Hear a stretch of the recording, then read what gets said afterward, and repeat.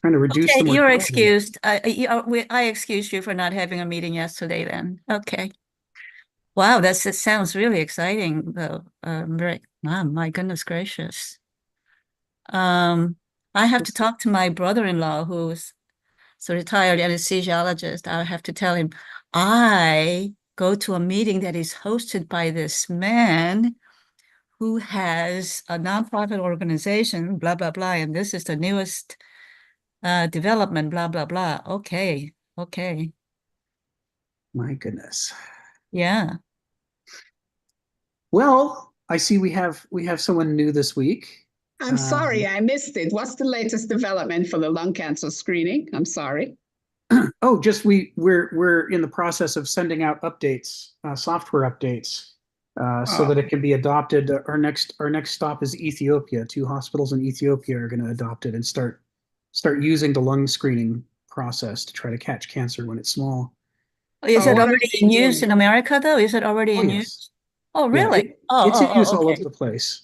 But Oh, we're trying to get out of the affluent areas and into places where there's a lot less support, and see if we can there's enormous numbers of people who basically aren't being helped by this yet. So we want to get out to third world countries, developing countries. Is this low dose CT screening? Yeah, CT, yeah, yes. yeah. That's the latest and the fastest and the highest yield. Yeah, it's low dose, it's thin slice, and we also send little artifacts through that have known shapes and sizes and densities, so Uh-huh. that if the CT scanner is out of date, is out of tune, then it'll show up. The artifact will come out distorted, and then you'll know, oh, I better fix this, because it's sort of scary how many CT scanners are not exactly in tune and will show, warped images, which makes it very hard to diagnose things. Um, Okay. so that's part of what we're trying to fix. Is every time a patient goes through, an artifact goes through and is checked to make sure that everything is accurately represented. So anyway, we could yeah, talk more my about that my another time. brother-in-law did a lot of Doctors Without Borders when he was young, went to all kinds of different countries, Oh yeah, several times in Africa. So yeah, this is fantastic, Rick. Okay, thank you. my pleasure. So we've got someone new this week. I don't my name is Rick Marshall. How do you say your name? Is it Jaime or Jamie, or how should I pronounce your name properly? It's Hyman. Jaime. Yes, Excellent. Well, welcome to the call. thank you. So I guess we've been at this, despite what I just posted, we've been at this, as David says, 112 weeks. And that's really just this arc that we're on. The arc that we're on is going through Kenneth Smith's book, Millennia and Microcosm. And almost all of this arc so far, almost all the 112 sessions, maybe 90 of them or so, have been about chapter four. And the reason is in chapter four,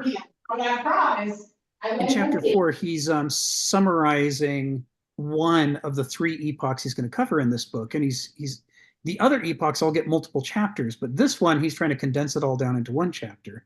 And that means it's very easy to read it and come away missing some of what he's trying to say. So we're unpacking. That's why we're taking this time. We're unpacking, and we're examining his use of language and what is he really trying to say here. And the goal in chapter four is to get to where not only can we see the world through our modern worldview, which is inculcated in us by growing up within this epoch, but also to where we could voluntarily take off the modern worldview and put on some facsimile of the ancient worldview, not to see it as a caricature of the ancients, but how did they really see the world? What was different, especially what was radically different about the way they saw the world from the way we see the world? And the idea is that in doing that, we're going to, first of all, we'll be able to read ancient historians and philosophers and literature and better understand what they're trying to say, which is sometimes the opposite of what we think they're trying to say when we read like a modern. But the real reason for doing this is that the premise of this book is that so long as you remain trapped inside of a single worldview, the one you grew up in, you really don't have any meaningful freedom. You are unable to see the parts of the world that your worldview considers unimportant. They vanish into the background. And you will tend to think like other moderns, you will tend to approach questions of what is the value of a tree, what is the value of another person, what is the importance of honesty, what even counts as honesty. Every fundamental value-laden question, you'll see it the same way all the other moderns do. Even the moderns who hate each other and are at war with each other have this common framework of valuing that they aren't aware of. That's just sort of the background mental frame with which they interpret the world. So what Kenneth's argument is that by learning to see the world through the ancient lens, it offers us the possibility of like our first real breath of freedom, not because the ancient worldview is better than ours, but because for the first time, we can actually take on and put off worldviews voluntarily. We could shift back and forth and say, well, what does it look like to us? And then step away and say, but what would it look like to Aristotle or Heraclitus or Plato? How would they see it differently from us? And by doing that, we can see into the gaps that the modern worldview sort of papers over and makes hard to think about. So we've been at this for a while. Lust for self-aggrandizement. It's been a growing one in my lifetime. Yes. We Yes. used to have a culture which was where the common people didn't obsess over themselves so highly, but with all the modern media, particularly with the 1980s, came a push. And this literally must have come from the commercial sphere. You can now all be gods. Yes. Yes. I mean, I think we've got common people with an ego obsession, which would beat a James Bond villain. Yes. Yes. You know, an outlier like Napoleon, you know, in previous epochs who had a let's say a healthy ego, he was considered unusual for his era. And if you go back 500 years before that, some people like that were very rare. There weren't very many of them. But part of modernity is the worldview. It's right there in the name. Modern, we're the good ones. Everybody else is the obsolete ones, the primitive ones, the backwards, unscientific, uneducated, ignorant ones. Savage, superstitious, irrational. We have this huge collection of default categories that we assign to everybody before modern. And it teaches us to think of ourselves as better than others.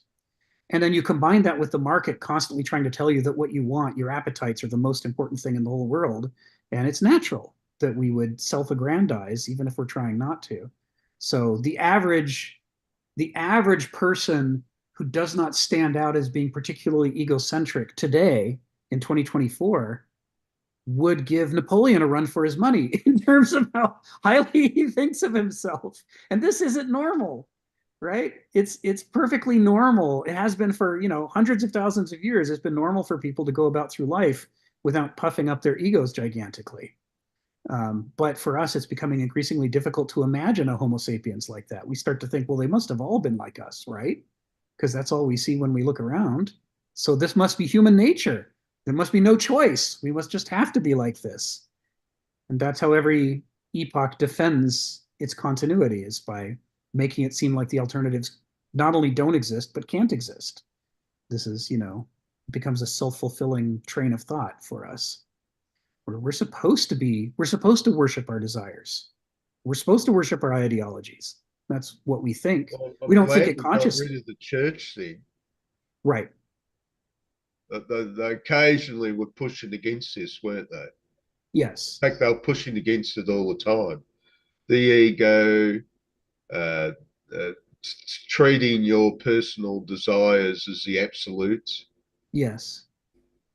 Yes. We got rid of the church, and now we can fill everybody's heads with this hubris. Right. I mean, that's a good example of one of the ways in which demonstrably the medieval epoch was different from our epoch, because it was centered on the concept that God is everywhere, all powerful, all knowing, all good, and he's better than we are. And that's the framework, that people aren't the very best thing. And that, you know, we have to get used to the idea that something is not only a little bit better than us, but effectively infinitely better than we are. And it had its downs. Certainly it had its drawbacks as an epoch, and we'll get into those. But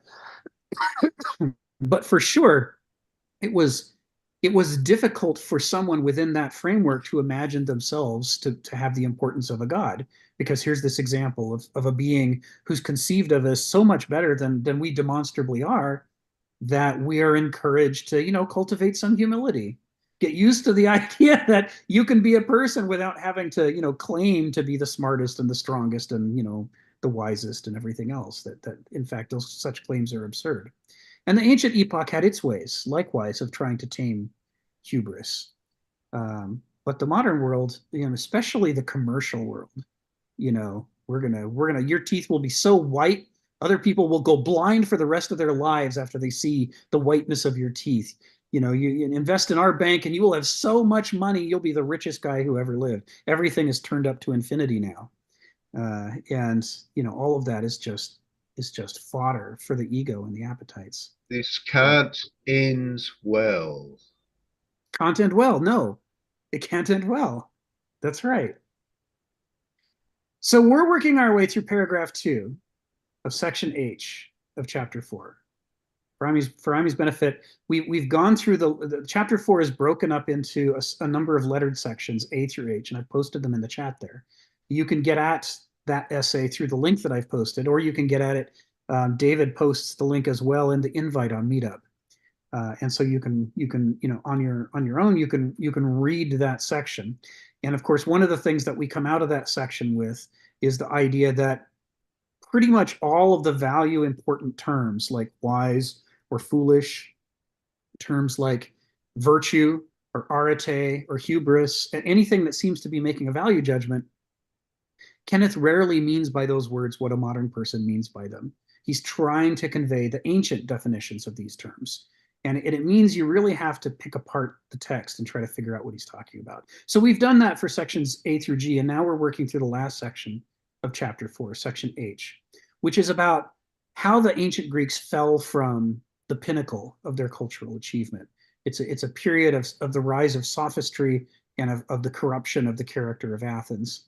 And this isn't just like a modern interpretation. This is what Thucydides said was happening that caused Athens to engage in the Peloponnesian War. He flat out says it's a failure of character. Athens's character as a polis has become corrupted. And he demonstrates in sequence after sequence throughout the course of the Peloponnesian War how Athens and its representatives take actions that just a few generations before Athens would never have taken. And not only does Thucydides say it, he records the speeches of Athens's allies and enemies, and they're all saying it too. There's something wrong with Athens. Its character has become corrupted. And what that means, what character is, and so forth, we've talked about that before, but what we're talking about now, kind of the focus for the section that we're in, is what is the nature of that corruption? What specifically is wrong with it? So the first part of the paragraph that I shared there, we've talked about before. We're not going to spend too much time on it. If you got any questions about it, don't hesitate to ask. But we're mostly going to move on towards the second part that I shared there of this paragraph, because the key term, just a few lines from the bottom there, is that term pseudophilia. Pseudophilia, a love of what's false.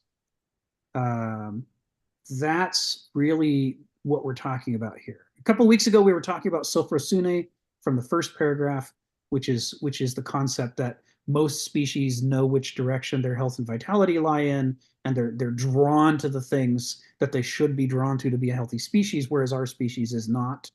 We're incredibly variable, culturally programmable, and it's very easy for us to lose track of right and wrong and healthy and sick. But now the focus in this paragraph is this term pseudophilia. When I first read the term pseudophilia in one of Kenneth Smith's writings, back in the 90s, I recognized what he was trying to say, I thought, but I interpreted it as him just name calling. Oh, he's just saying that they love falsehood. This is just like calling somebody a poo-poo head. It's just a sophisticated version of an insult. That was how I read it in the late 90s. It's taken a lot of immersion in Kenneth Smith to come to understand that he doesn't do that hardly ever. When he wants to execrate somebody, he doesn't call them a poo-poo head. He diagnoses their character, and because it's a a far worse insult to tell the truth about somebody and have it really sting because it's an accurate depiction of what's wrong with them. That's Kenneth's approach. If he uses a term like pseudophilia, he's not just trying to insult, human beings. He's not just trying to say, haha, human beings don't care about the truth. He's trying to say, well, why would they love falsehood? Why would they love falsehood? Part of it's what Stephen posted. One of the truths that the ancients believed about Homo sapiens is that we very easily overvalue, on the one hand, the subjective side of our mind, our feelings, our memories, our experiences. And on the other hand, we overvalue the quote unquote objective side of our mind, our laws, our ideologies, our intellectual models. We think that both of, depending on our character type, we think one or the other of those things is really, really important and is the secret to a good life, right? So you see the bumper stickers, live as if each day is your last. You see the tests that say, don't think about your answer, just say the first thing that comes to mind. There's a strand, right, in human beings. There's a subset of human beings who are really obsessed with immediate direct experience. And they believe that's where truth comes from. And they'll try to encourage you to not think too much or engage in rational evaluation. Effectively, they're worshiping one of the faculties of the human mind because they think it can't make any serious mistakes. They think it tells the truth, at least the truth about who you are. The ancients didn't believe that. They thought it gives you half-truths that need to be corrected by the other half of the mind. In the modern world, we have a lot of people who are obsessed with the other half of the mind, who think that rationality is as good as things could get, and that irrationality is the cause of all bad things. So we might say, if somebody does something awful in the world, like say the Nazis, put together death camps and create a Holocaust, our explanation for that is we say, well, they're irrational. It was bad, so it's irrational. Only irrational people do bad things. Rational people are saints, of course, because all good things come from rationality and education. This is built right into the modern worldview. We obsess over this faculty we have that wants to give us abstract, systematized information, and we treat it like a god. And in this way, we fall in love with the half-truths that it tells us. The half-truths that it tells us are blind specifically on the side that the half-truths our subjective mind is strong on. Each of them is weak in the area where the other one is strong. It's why evolution gave us two faculties to correct each other, to harness them together into a dynamic system that can critique the limitations of each faculty and try to get to where we can triangulate towards where the truth might be.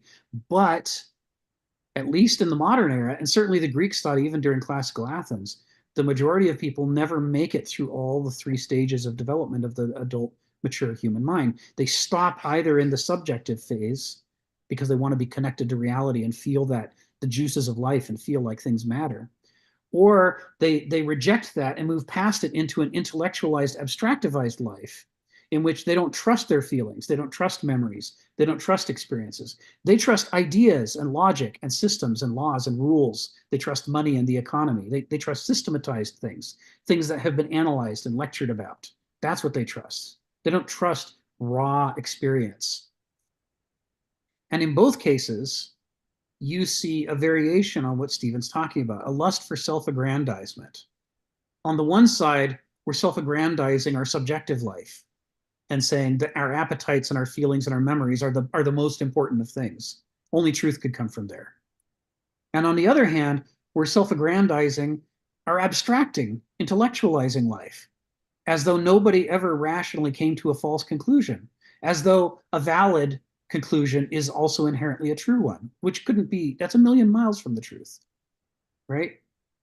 So all the evidence we need that the Holocaust didn't happen out of irrationality, that it happened from an overabundance of rationality, it's right in front of us. Germany was the most educated country in the world. They were the most scientific country in the world. They had the greatest engineering in the world. They taught logic more intensively than any other country in the world. They were the first to use computers on a mass scale. They used them to keep track of the prisoners that they were rounding up. That's what the numbers were on their arms. Those numbers were entered into IBM computers. IBM made a killing and I mean that in both senses of the word, selling equipment to the Nazis so that the Nazis could have a systematic Holocaust. They were rational. They were logical.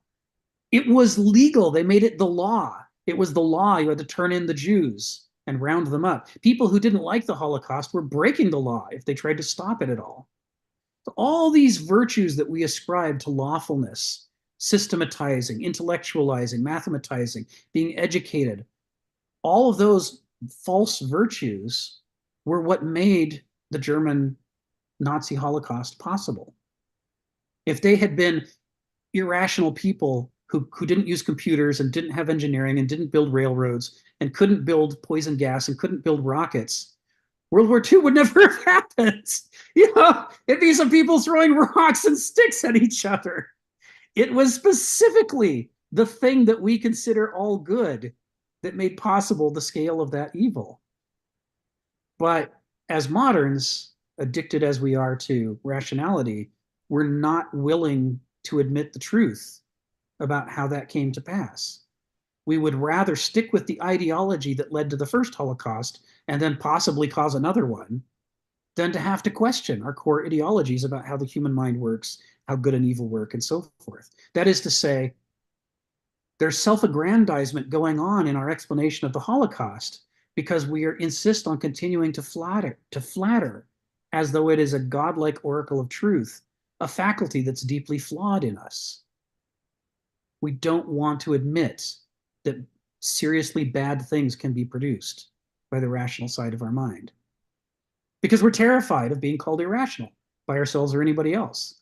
That'd be like going to hell. That's the ultimate sin in the modern world. People won't trust you. They won't hire you. They won't believe you if you get labeled irrational.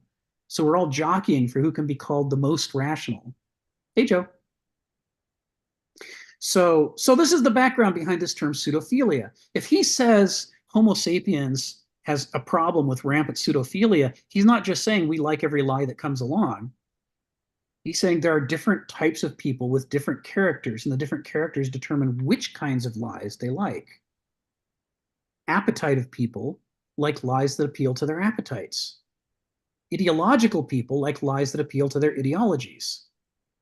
It's not any better to kill people coldly, dispassionately, rationally, scientifically than it is to kill people in a rage. Irrational murder is not worse than rational murder. They're both bad. They're both problems. But when we are possessed by the ideology of rationality, then we want to say it does make a difference, that it is better if you don't care. Nothing personal. I'm just exterminating an entire race. That makes it okay because I don't have any feelings. As long as I don't have any feelings about it, I don't, genocide, that might be bad, but the real sin is irrationality. I wouldn't want to be called that. And it's why so many people at the Nuremberg trials, when excusing their behavior in the Holocaust, did it by saying they don't hate the Jews. They had their orders. Look, this was the law. They're just law-abiding Germans. You can't blame them, right? It's nothing personal. So they should be innocent. They really thought that would exonerate them. This is the ideology we're all raised in, and it is a form of pseudophilia. This is part of what he's critiquing. You can't let either of the two half-witted faculties of your mind become a god to you, or else pseudophilia is your native idiom for all of life. This is what he's critiquing. And the way that this plays off of what he said in the previous paragraph is the heuristic adult mature form of the human mind is the one in which you don't let either of your core basal metabolic faculties of the mind be a god to you. You treat them both with suspicion. You listen with interest, and then you check it. You check your feelings against the facts. You check your theories against your feelings and against the facts. Everything has to be checked. You can't let anything in here become like an oracle or a god to you, because the truth is out there, not in here. And anybody who doesn't get that suffers from pseudophilia, or as Stephen put it, one of the two basal forms of self-aggrandizement. They're obsessed with their own faculty and they're mistaking it for the truth. All right, so that's my introduction. I belabored this a bit because Aime's new to these calls, and I wanted to give him a little bit of the background for what we're doing here in paragraph 2. We're trying to understand the role that pseudophilia, that the ancients believed pseudophilia was playing in their own downfall and corruption. And later in the call, we're going to connect that to the previous discussion of Sophrosyne and how pseudophilia and Sophrosyne are at odds with each other. Phil, come off mute and tell us what's on your mind. Yeah, this problem's been in my mind for a long time in different ways. I come to understand it better. It really goes back to my experiment about the blind spot, but I won't go over that again because it really has something to do with the ontological difference between knowing and being. You might as well go back to Parmenides and Heraclitus or Plato and Aristotle, and it seems to me the relationship between that is like, it seems to me the knowing in some sense is not the knowing of Augustine, the mind of God, but in fact is like governed by psychological structure of human understanding based on a kind of passion they have in relationship to that. And being, in some sense, is restricted to our relationship with living in the world. Now, that's why I had a little question mark about the relationship between the terrestrial and the celestial relationships, because we really don't have an experience. Well, maybe recently we do, in some ways, about the celestial sphere, and that's really not in our experience. Our experience is living in the world itself, manifests itself. I recently came across, I shouldn't say recently, it came to mind. I heard this lecture by Roger Penrose back about 4 years ago. Roger Penrose was a guy who, an interesting scientist. In fact, he was one of the 3 that was given the Nobel Prize for I think, quantum entanglement. And this thing wasn't based on, well, it was based on quantum entanglement, but it was really something about the human mind. He postulated that, in a sense, how does people begin to realize what it was between feeling and knowing, in some sense? And he postulated, in fact, he and somebody else, I guess a bioscientist, postulated that within our mind, at least human mind, I don't know about other species' minds, there are these things called supertubules, which is interesting, And what it does is that when it goes through the supertubules, it's involved in entanglement with your relationship with the world, in some sense. But you're never quite certain of what it is because it's a feeling, it's something that's emerging. And in some sense, it's entangled in a way that's, it's like you're entangled in being in the world, in the ground, the figure-ground relationship. How does figure emerge from that relationship? If you were living in the world and you're a computational expert, and you're trying to figure out whether the lion's going to attack you, and you're computing, well, it would be too late by the time you figure it out. And that's why they came extinct.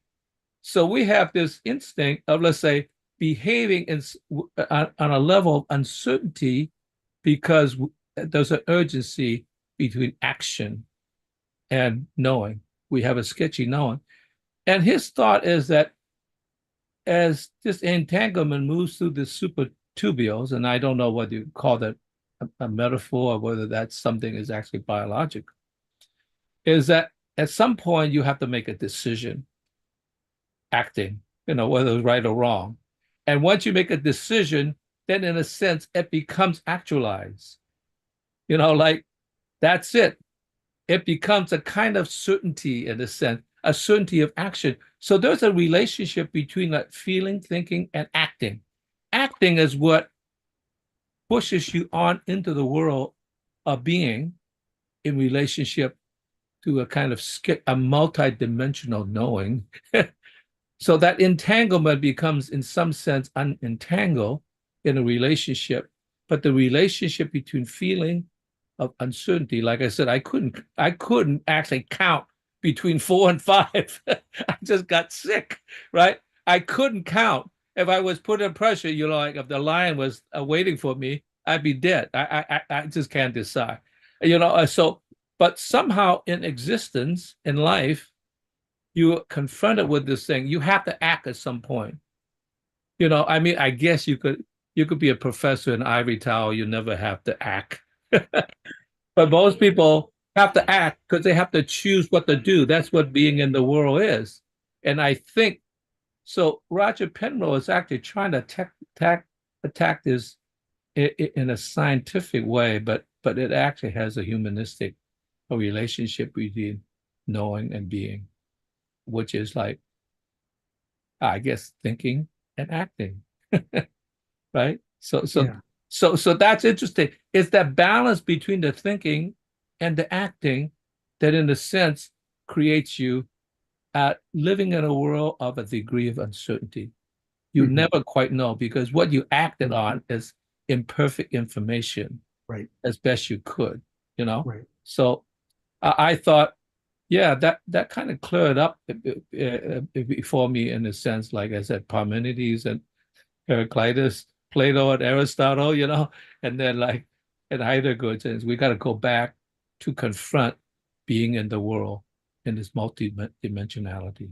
That's it, Phil. Thank you, Phil.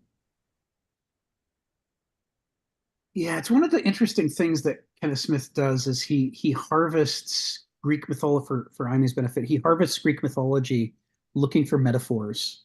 And especially he looks for metaphors that ancient Greek philosophers also used that could be helpful. So like the issues that Phil's talking about, that we have to come at the world with multiple faculties that are giving us different answers. It's not enough to just think. It's not enough to just feel. It's not enough just to act. You have to do all these things and then interpolate between the results that you get that partially contradict each other and try to infer from that what the truth is. And it's uncomfortable, right?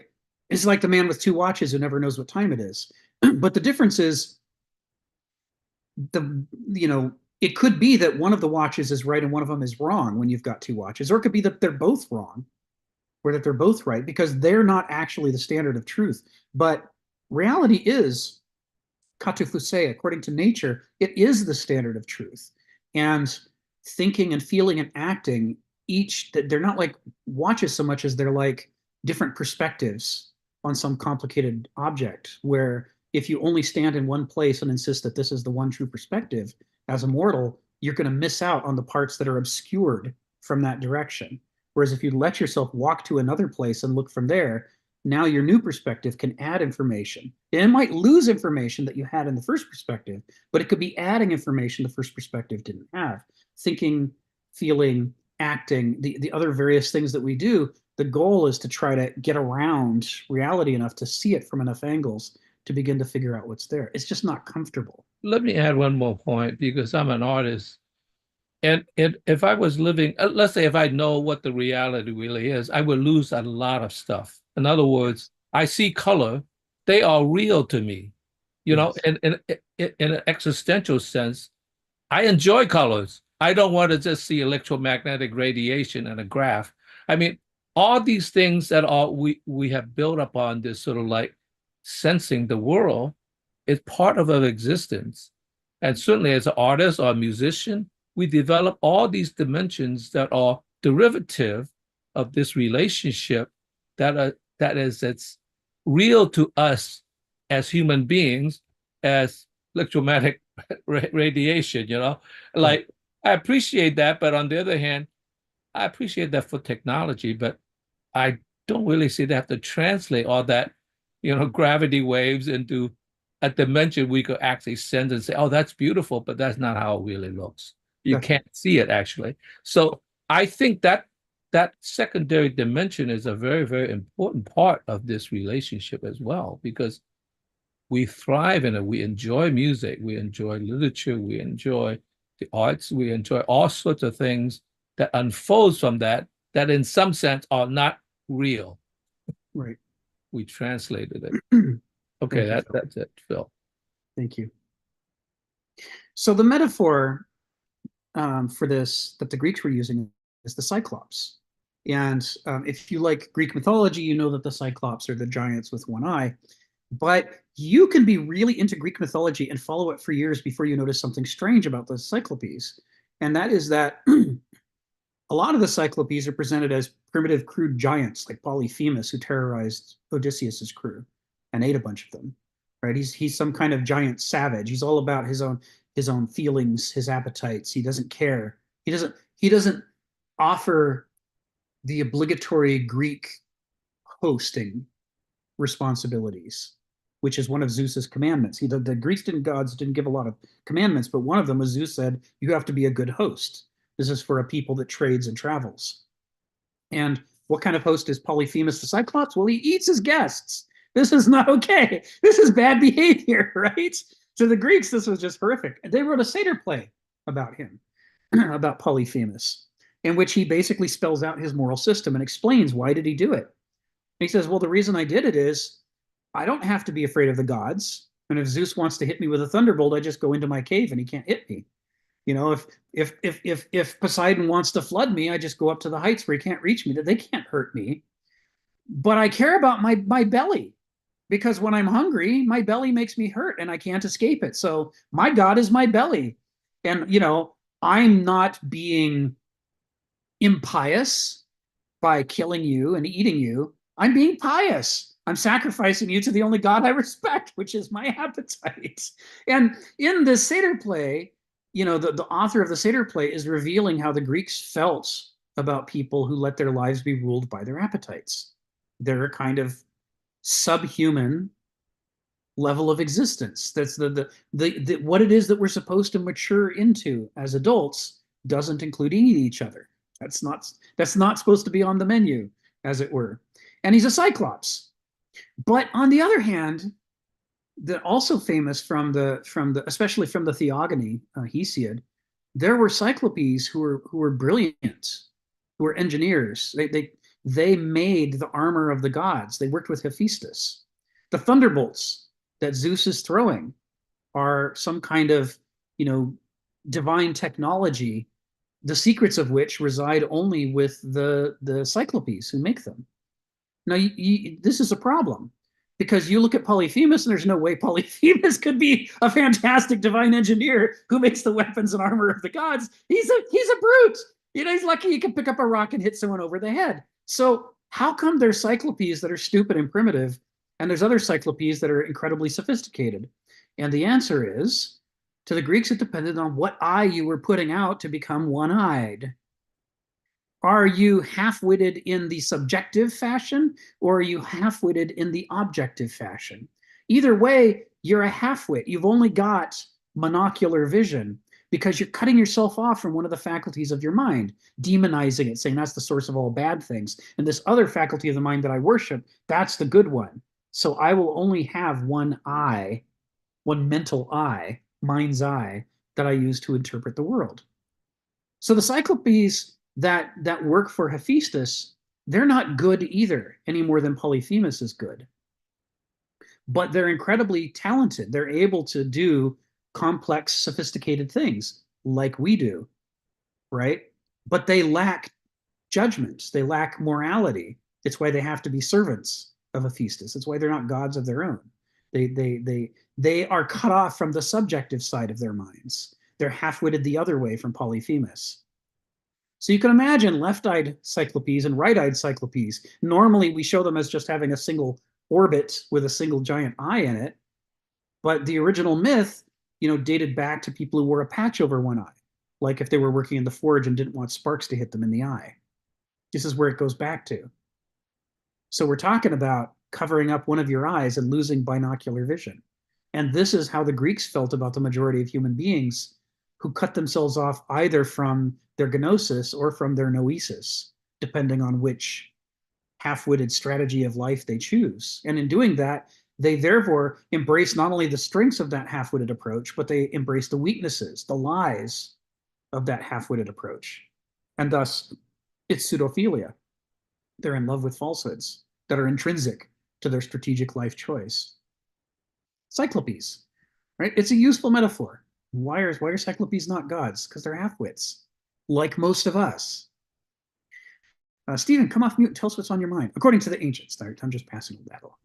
Go ahead, Stephen. I'll just bring up the point. You know, we're talking about the era of mechanical mass murder. And of course, people have done that in the past when they wanted something. You've got a country, or you've got some possessions, you've got some land. Some other group might try and wipe you out to possess it. But what was different was ideological purity. In a sense, we had that before with religious purity. But now we have ideological purity, and it seems to stem from Hegelianism.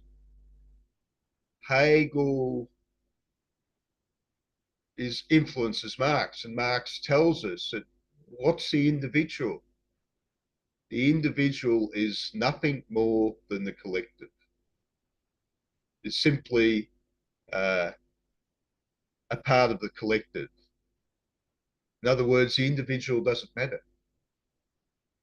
Now, with the older religious view, even if there was somebody you didn't like, let's say a tramp lying in the gutter, okay, but that tramp lying in the gutter was created by God. Therefore, that tramp lying in the gutter has some semblance of importance. We come to the modern age, and the person has been reduced to a zero. There's not even a one there anymore. We've gained the advantage of the wonderful concept of the zero. Another aspect is, one thing I notice with a lot of people, you come across, well, a bonanza sort of class, failed academics. There's so many people that have become college graduates, and they all believe that they should be the top of the pile. And when there's only so much room at the top, and when they get rejected, either there's something not suitable about their behavior, or their talents aren't great enough, or it's simply bad luck. They lose out, and they look back to their small time in an academic post like, I deserve that, and it should have been me. And this is so prevalent today. You know, they all just go on and on and on about their place in their hierarchy, and there must be some great evil that's working against them. I understand ego is important. We need ego, or we'll just lay down and die. To some degree, we need ego. But well, this has been around for a while, this tendency to think, well, the system, I should be the top of the pile. I should be respected. I should have my place in the world. It's been taken away from me unfairly. Other malicious people have worked against me. So I'm just curious what you think about all that, Brett. It's certainly a natural consequence of an epoch that deifies human will, right? I mean, when we, for better or for worse, the Protestant Reformation, the capitalist revolution, all of these things, they displaced God as the center of the value system. And if God's not causing the value, the argument was, people will just get together and decide. We'll have parliaments, we'll have marketplaces, together, human intelligence will solve these problems. That was the promise of the modern epoch. That's the foundation of the whole thing.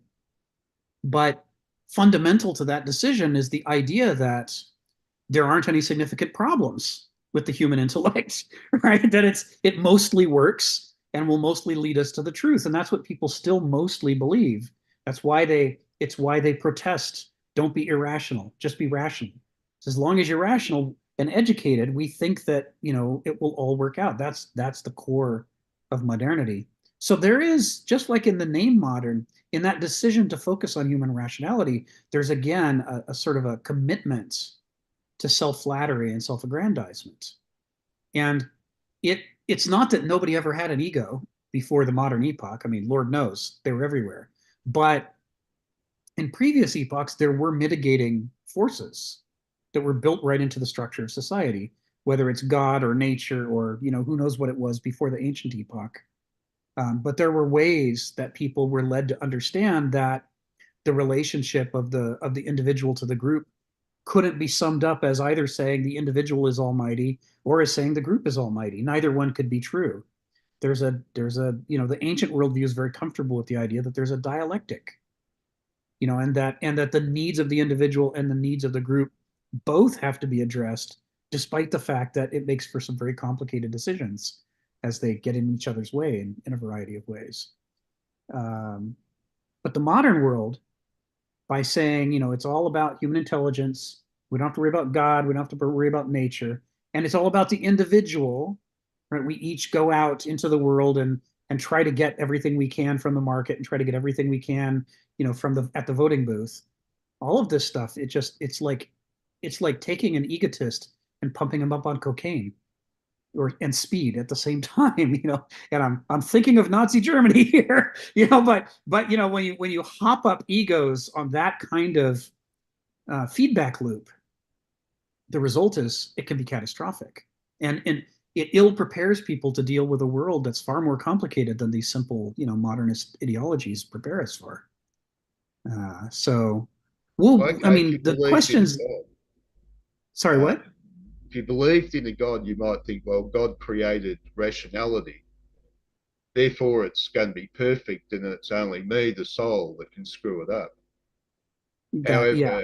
if you're saying there's no God and we're an accident, then our rationality, our rational process must be full of lacunae. Yes, well, and that's the problem, is the nature of these revolutions from one epoch to another are never fully thought through. So on the one hand, God had to exist to give us the perfect intellect. But on the other hand, God had to not exist to justify why we're ignoring God and using that perfect intellect to make our own decisions. And so there's a schism in our thinking right out of the starting gate. And you've pointed this out before. It doesn't set us up to be self-reflective and to ask questions about if this just evolved. What are the errors in human intellect? Where are the gaps going to be? What do we have to be on guard against? And now that takes us full circle to the ancient world, where they believed, you know, the way that human beings in their flawed state need to approach the world is to be on guard. We have to be on guard about our own flaws that we bring to every picture. But the modern world's, you know, little, you know, catechism, it encourages us to be off our guard. Say, no, you don't have to worry about freedom. You're born free. You don't have to worry about flaws in perceiving reality. Human intellect is amazing. It's godly, although there's not God, but it's godly. You can see everything just the way it is. You just get educated and you'll see the truth. That's how it works. Or so we think. So, I mean, you're raising good stuff, Stephen. So pseudophilia. So this is where we're at. And this is in the context of, as you may recall from the previous weeks, this is in the context of governance. In the first paragraph, we talked about the very difficult concept of sophrosune, which was not difficult to the ancients at all. They even had a goddess of sophrosune, although we all think she's the goddess of the hunt. But, you know, the way that nature evolves each creature to have its own self-providence and know which direction health and vitality lie was considered divine to the ancient Greeks. You know, Artemis representing that. But to moderns, we don't have the word, we don't have the concept. You know, our idea is that whatever you want, you know, go for it. What's that? You want to destroy the world? Go for it. You know, we'll work against you in politics and economics if we notice and try to stop you from destroying the world, because we have different interests, and we'll just wrestle it out in the marketplace of ideas, or so we say. And that's why, you know, on the list of requirements to become US president, nowhere on the list is doesn't feel like destroying the world. It's not, no, if you want to destroy the world, go ahead. If you can collect the votes, you're the winner. We have literally, the modern world has literally no opinion on whether you're aiming in the direction of health and vitality or whether you're aiming in the direction of destroying all life on Earth. They're equivalent. They're just two choices. And, you know, the marketplace and the politics will decide which of those choices is the right one.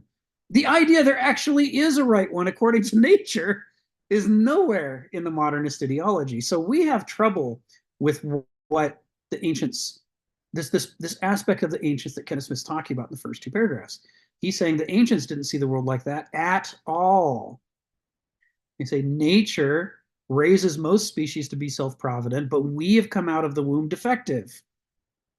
We lack the self-providence that even the stupidest animal, an amoeba, has more self-providence than we have, right? We can't tell the difference between shooting up with heroin all day long because it feels good versus, you know, planting crops and growing fruit and grains and feeding people and feeling good that way. So to us, they're equivalent. We feel good, right? Who cares how we got there? We can't tell the difference. You're not going to see cheetahs on the Serengeti, you know, trying to shoot up with heroin. It doesn't appeal to them at all. Nothing about it is appealing to them. They can't take their eyes off the gazelle, which they should be focusing on.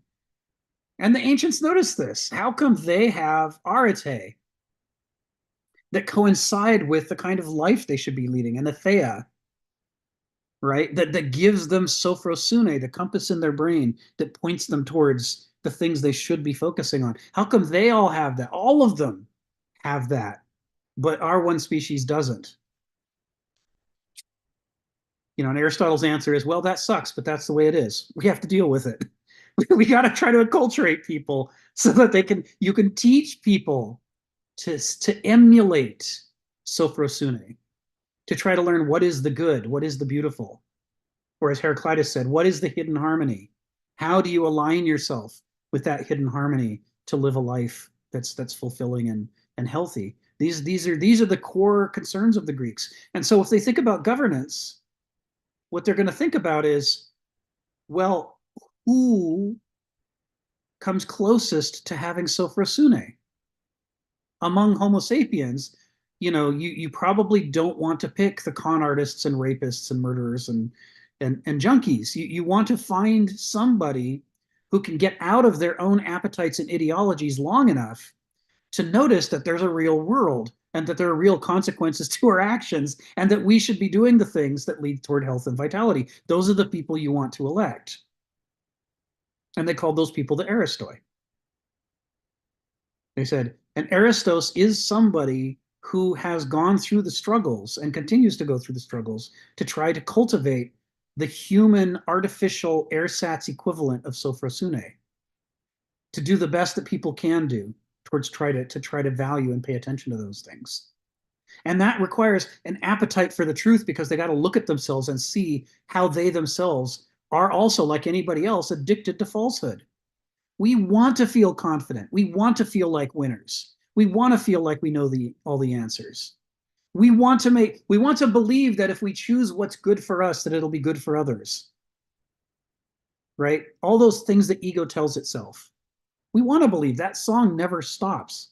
And one of the unconscious tracks in our brain is singing it all day long like a siren song. Come on, it'll be fun. Go ahead, you know you want to. Right? When we fall asleep and dream, we do strange things sometimes in dreams that we would never do when we were awake. Our unconscious has access to the rest of us that our conscious mind doesn't have access to. Our unconscious mind knows that song is singing all the time in us. And it brings it to the forefront sometimes, which results in very, very strange dreams. So you have to know this about yourself to be an Aristos. Someone who doesn't know this about themselves, someone who denies this about themselves, someone who thinks that their confidence is their strength, who thinks that their feelings are always right, that their intuition is always right, who thinks that their education and training and ideology or religion or language or country or race is always right. A person like that is telling you right out of the gate, I'm a half-witted idiot who can't tell the difference between what's in here and what's out there. You should never let me anywhere near governance. And to the ancients, it would be obvious. But to moderns, We don't have words for any of these concepts. We don't teach this stuff in school. One person wants is as good as what another person. Everybody's entitled to their own opinion, no matter what it is. We'll just hash it out. We'll just do a vote, and however the vote comes out, that must be right. And if everybody votes to round up all the Jews and gas them and put them in, well, I mean, I'm sorry, that's the law, right? I mean, who are we to judge the outcome? You know, and this is what's so bankrupt morally about the modern epoch, is that the laws aren't founded on anything. The entire premise was based on the idea that human intelligence alone is enough. We just get a bunch of us together and talk about it. Ipso facto, whatever garbage comes out of our mouth is thereby blessed and has divine providence as this is the truth. This is the right. This is what's healthy. What's that? Everybody thinks you should cut all fat out of your diet, and they all damage themselves emotionally and hormonally for decades. Well, it must have been the right thing to do because the majority did it. That's modernity's summation, right? We can't grok the idea of sophrosune. We don't get it. There's no place for it in our ideology.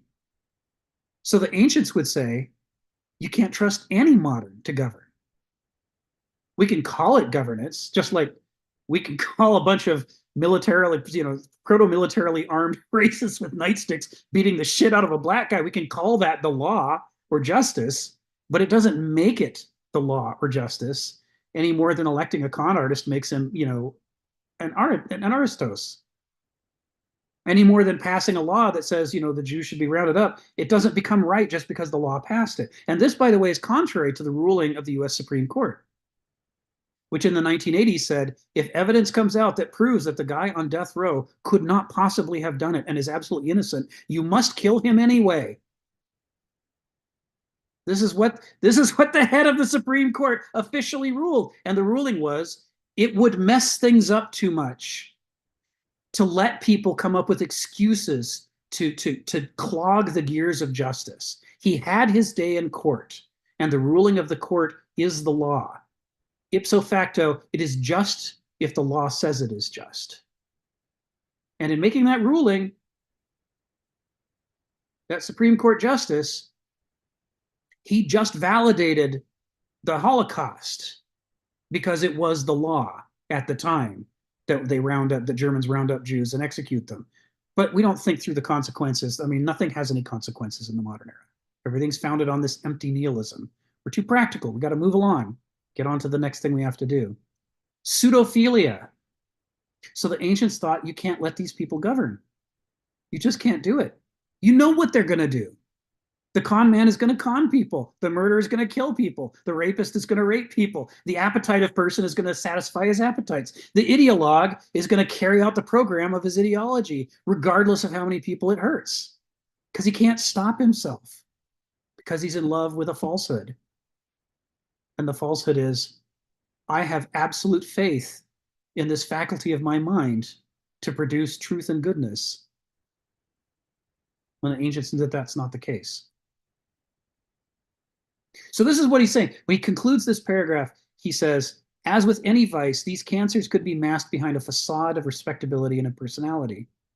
As thoroughly as the Greeks understood the primal mimetic mania of human beings, our affinity for lying, deceiving, seeming, our pseudophilia, they well appreciated the need to develop acute powers of discrimination to tell spurious from genuine motives. Right?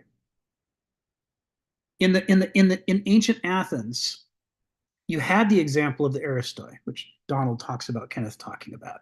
You want to know how to become an Aristos? You need to find an Aristos and follow him around all day, right? Because he's going to do things you would never have predicted.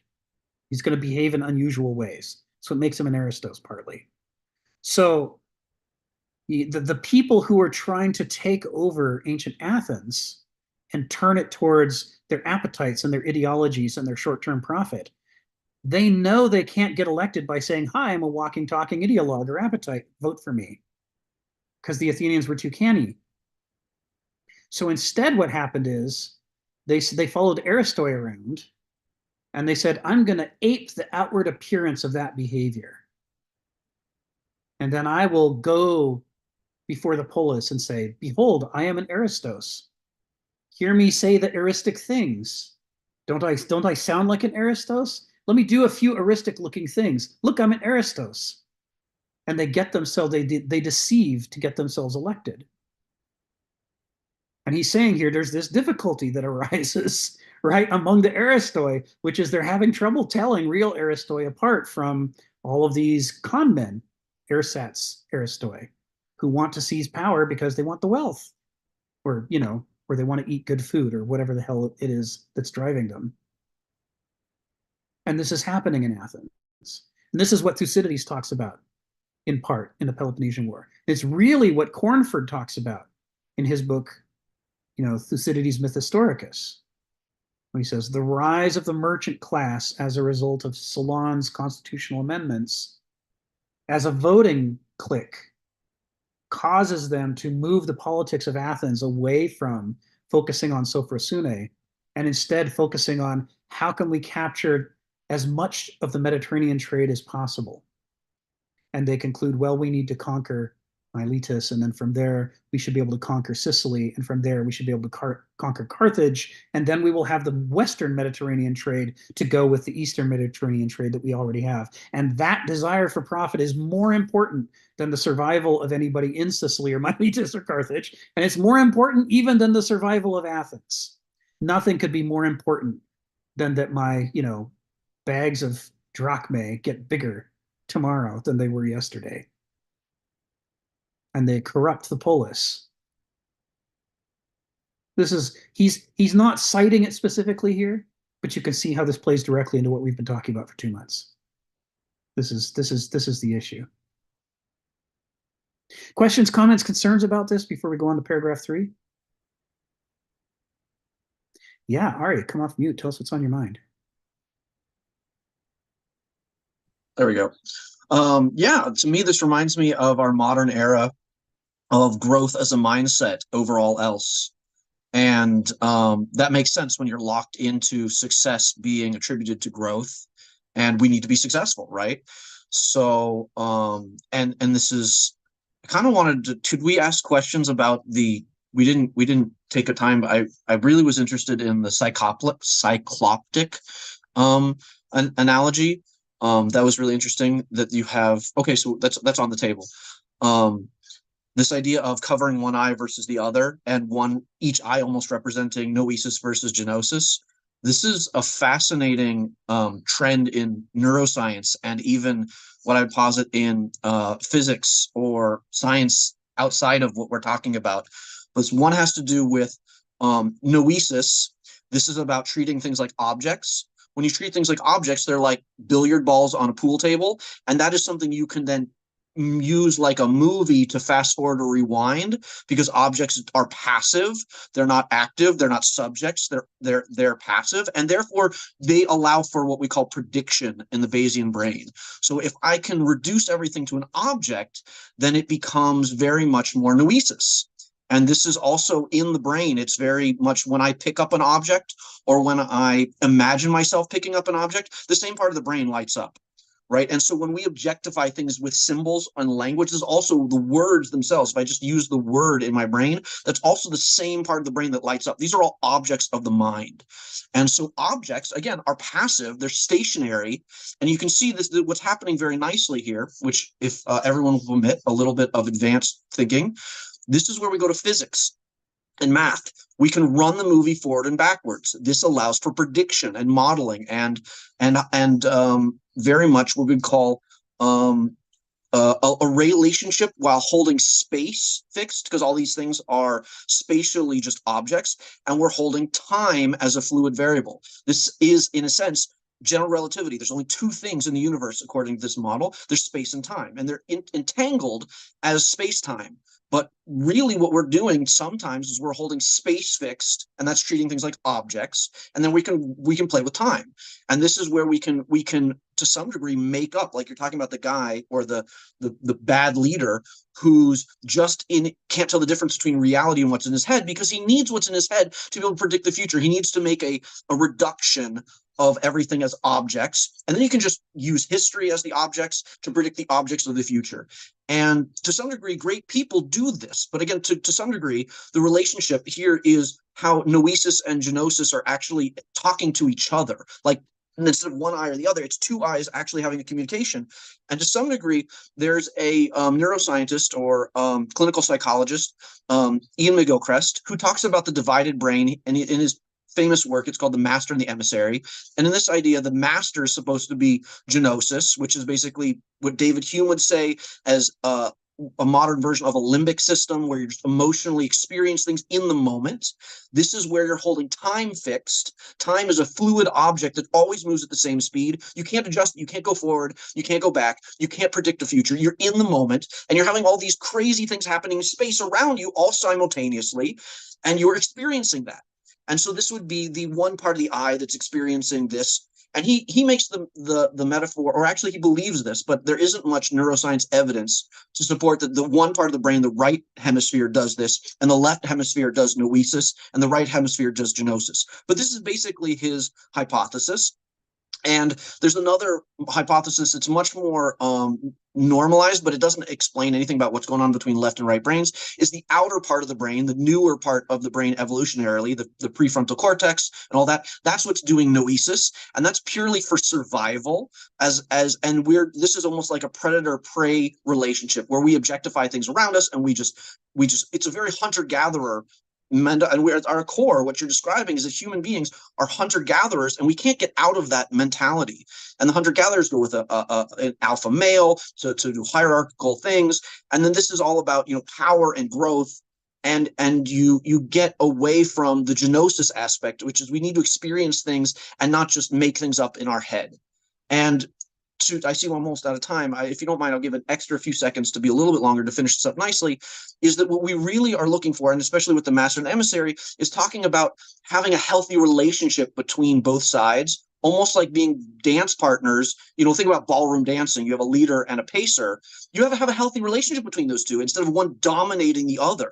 And what we're really seeing here is noesis is completely dominating genosis. And what we need to establish in order to have a more healthy decision making with better executive functioning, which really does good for the world around us, is a healthy relationship between these two things. And you could be the healthy relationship between the left hemisphere and the right hemisphere. And to sum up, basically it's agreed upon in neuroscience and in psychology that all mental health problems stem from a lack of a healthy relationship between the two hemispheres. And so this model matches up, that you have this problem where noesis is dominating the genosis, and noesis in this case is the emissary. He's just supposed to be the hand of the king. He's just supposed to be a tool for us to put into a broader, greater picture. And when it takes itself as the master and not in service of something greater than itself, like a god or a culture or whatever you want to have, something bigger than yourself, instead of you're not the biggest organism out there, you're a part of an environment and you're maybe a microorganism within that, you can see a healthy relationship play out. But noesis has dominated modern society. I think everybody agrees this, whether you use different language or not. It's across the board. And the strange thing is the weird thing. It's like being overly rational. So we're like, oh, we're overly rational. How can I be even more rational to solve this problem? Like, no, stop being so rational. But we can't stop being so rational. We have to be rationally figure this out. Like, no, right? So it's just more domination. And I'll end with that it seems like Kenneth Smith is pointing out, so for Sune, is this healthy relationship between genosis and noesis, right? And we need to cultivate that. Thank you. Yes. I mean, he'd say that, we don't have Sophrosune. It was stripped from us during our evolutionary process. But as Aristotle and others say, it's incumbent upon us to try to reconstruct some facsimile of Sophrosune, and it's only by doing what you said. You have to harness these two faculties of the mind together into a dynamic system so that they can critique each other and observe what the other one misses, or reinforce each other. If both of the sides of your head are telling you the same thing, you should probably pay attention to whatever that is. It's like, I feel bad about this and I see fins in the water. Maybe I should get out of the water.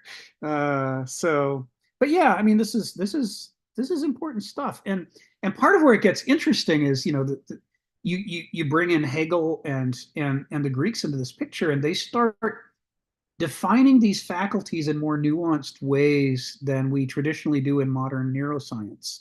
So the equation, for example, of the will and ego with the ability to plan and predict the future and the ability to speak, you start to see how if you could be if you decided, being too egotistical was bad and you were just going to try to be absolutely not egotistical, what you'd be doing is going with the flow all the time and not imposing yourself upon the world, and you would lose the ability to predict the future and to go to the bathroom at the right time. There's all these basic features of us as living adults that requires the use of what's effectively ego, because it's the same faculty as the abstracting, planning, and so forth. This isn't the way that modern neuroscience talks about this very often, but it's apparent in Hegel. He couldn't be clearer about it.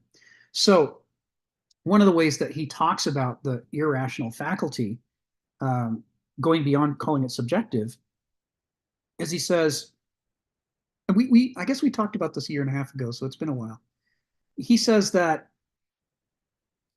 the analytical part of our mind, the intellectual abstractivizing part of our mind, has a gift for cutting things into pieces. This is something Phil talks about a lot when he talks about Set versus Osiris. Set, he's got the knife, the schism, the splitting the stone, the ability to dissect a situation into smaller parts, understand the parts, and thereby try to understand the situation. That's what the intellectual abstractivizing rational part does. But what Hegel does is he takes it a step further and says, but the irrational side, which rationalists try to define as a mere absence of rationality, right? It has powers too that are incomprehensible to the abstractivizing splitting side. And one of its powers is holistic, whole forming. That the reason that you have these feelings is to connect you into a relationship with what's happening around you. And by having a relationship with what is happening around you, it causes you to have a relationship with who is around you. Everything stops being an object that's passive and to be manipulated and starts being somebody to understand and relate to and try to have a life with. In the same way that, and you can see why we would be born with that faculty turned up to 11 and the other one down to 0, because what the baby needs to form a relationship with its parents right away, as soon as humanly possible. Its entire survival depends upon that relationship. If we were born out of the womb being an asshole, you suck, mom, your nose is too big, you didn't get me your breast on time, I'm hungry, a lot of kids would just die. They just wouldn't make it to adulthood. But instead, we're born with our gnosis turned up to 11. And so, we're always staring at our parents' faces and trying to learn to smile and, emulate their behavior so that they'll see themselves mirrored in you and like you. And all of this stuff, this relationship forming, whole forming, and so on, it's not just good when you're helpless.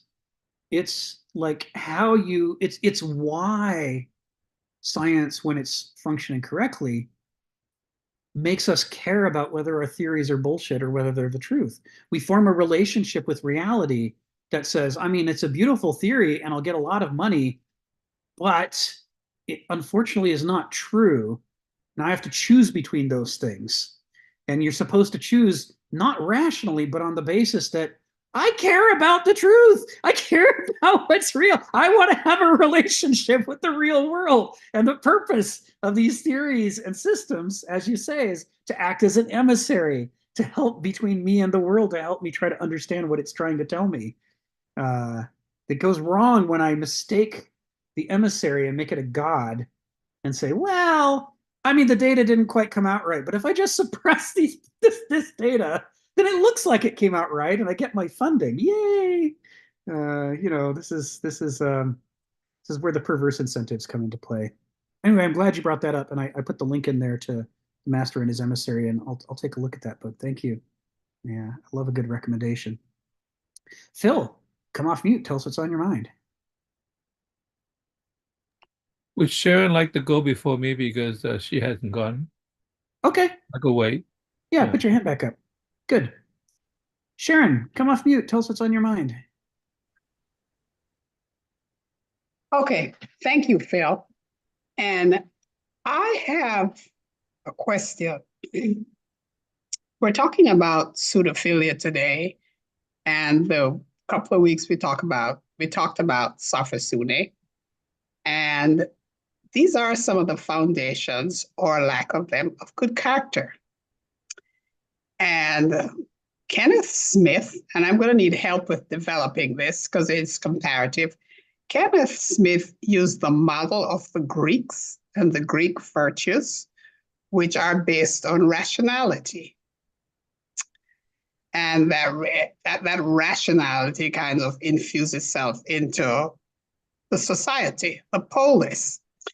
But when I looked at Nietzsche and his Übermensch, I saw something completely different. I saw individual characteristics, and what we're talking about, pseudophilia. Nietzsche kind of says, well, you know, human beings have a tendency to lie, and that's natural. So my question here is, we're looking at the development of character through just a single lens. Whereas Nietzsche, where he looks at the process, seems to include more of our frailties or vices and how we can work to overcome them. Did that make sense? Makes perfect sense. Okay, good. I got it right. I got it out right. Thank you. Oh, thanks for bringing it up. Yeah, I mean, Nietzsche, he's tricky to read, right? Because for one thing, he changes his mind over time. And so it all depends on which period of Nietzsche are you reading. Like the classic example is that in his earliest books, he loves Apollo and Apollonianism, and he hates Dionysus and irrationality. But by the time he gets to his late books, he's like, boy, did I get that wrong. His irrationality. What I was reading is Zarathustra. Yes, yes. His musings came out of Zarathustra. Yes, yes. Thank you. And he, what you're saying is right on. He says you have to you have to directly confront and address these unpleasant parts of ourselves. We can't pretend that they're not there. We can't just lie about them and say there's nothing in us that's a liar, because there is something in us that's deceitful. Yes. It may have been core to our strategy as hunters 400,000 years ago, right? Dressing up in the sheepskin, dressing up in the elk skin, making the scents all over yourself, learning to act like the elk so that you can get close to it.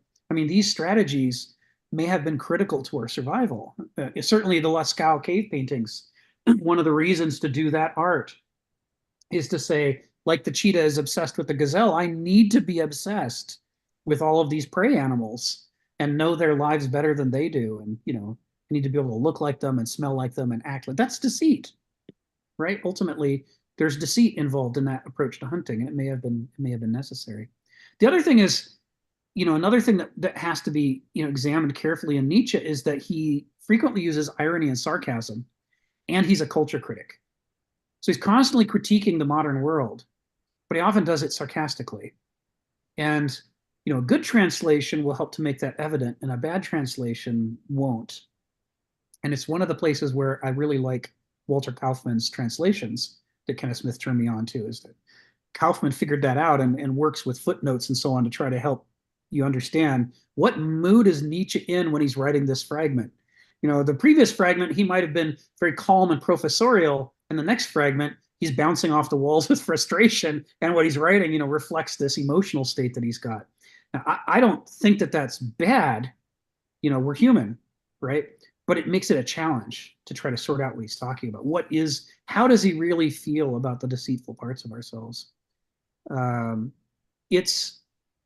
can see an example of this when he talks about how the ancient Greeks loved slaughter. He says, moderns, we all talk about how we want a peaceful world and nobody will ever hurt anybody. He says, but the Greeks, they loved nothing better than to be caught up in the peak of war and to be slaughtering your enemies before you. They were a warrior culture, and they thought the mowing down your enemies part was some of the good stuff.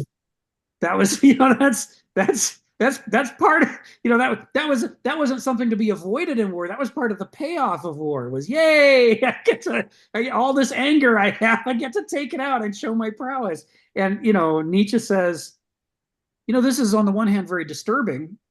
We've all learned you shouldn't be running around slaughtering people just because you don't like them. He says, but on the other hand, there's something admirable about it. And this, I'm echoing what you were saying about his discussion of deceit. You know, he's saying there's something admirable about the Greeks loving slaughter. And the thing that's admirable is this: moderns also like slaughter and war. When they're in the middle, when they've got a machine gun and there's enemies charging them and they're able to stop the enemy because they can kill them all with the machine gun, very few soldiers spend that time weeping. They almost all spend that moment going, thank God I have this machine gun and it's not jamming. They're enjoying the fact that they're able to kill these people coming at them. But then they go home and lie about it and say, no, I never felt anything like that. He says, and this is talking about deceit. He says, this is one of the things that separates moderns from ancients, is that part of what's illuminating about reading the Peloponnesian War is that the ancients will just tell you about their worst qualities proudly. You know, they're like, yes, I'm a con man. I've conned so many people. You can't believe the lies I've told. This would be a Greek thing to say. Whereas a modern would say, I'm not a con man. I hate con men. I would never tell a lie. That's what every modern con man says. Not a single con man in the modern world stands up before an audience and says, I'm about to lie through my teeth to you guys. I'm such a con man. But you could find people who would say that in the ancient world. And Nietzsche says, now that's something amazing right there. So if you're looking for one of the differences between the two epochs, part of it is in the ancient world, there was a whole lot less of a feeling that you had to lie about who you were. Maybe you should be trying to do better than you are, but you could just forthrightly say, this is the kind of dude that I am. And Nietzsche sees that kind of candor as essential to why somebody like Socrates could walk around all day long in Athens picking apart people's arguments, and they didn't. And why did it take him so long to kill it? It was like they had a high level of tolerance for people who would just say the truth, whatever it was. How can Diogenes tell Alexander the Great, the only thing I want from you is to step a little to the side because you're blocking my sunlight? You know, why didn't Alexander strike him down? Because he admired the candor to an extent that we don't anymore. We want people to tell us what we want to hear. We don't want someone to walk up and say, I will totally pick your pockets. I'm totally going to say everything I need to and do whatever I have to try to get all your stuff. We don't do that anymore. So, because the question I have and the question I'm trying to answer is Kenneth Smith's comparison of modern man to the ancient Greeks. Yes. Kind of ignores what happened in between, the processes. That's what I'm trying to get, because I'm trying to give modern man a reprieve because he really doesn't stand up very well. Yeah. You know, if the modern epoch were an epoch in which we relentlessly insulted ourselves and talked about how bad we were, then Nietzsche and Kenneth would have written books talking about, well, come on, there's some good qualities to moderns. Let us tell you about the good qualities of moderns. That's what they would have done, because they're seeking a full picture. They're trying to correct an imbalance. But instead, the modern world can't stop praising itself. So Nietzsche and Kenneth Smith are like, okay, you appear to have the praise part covered.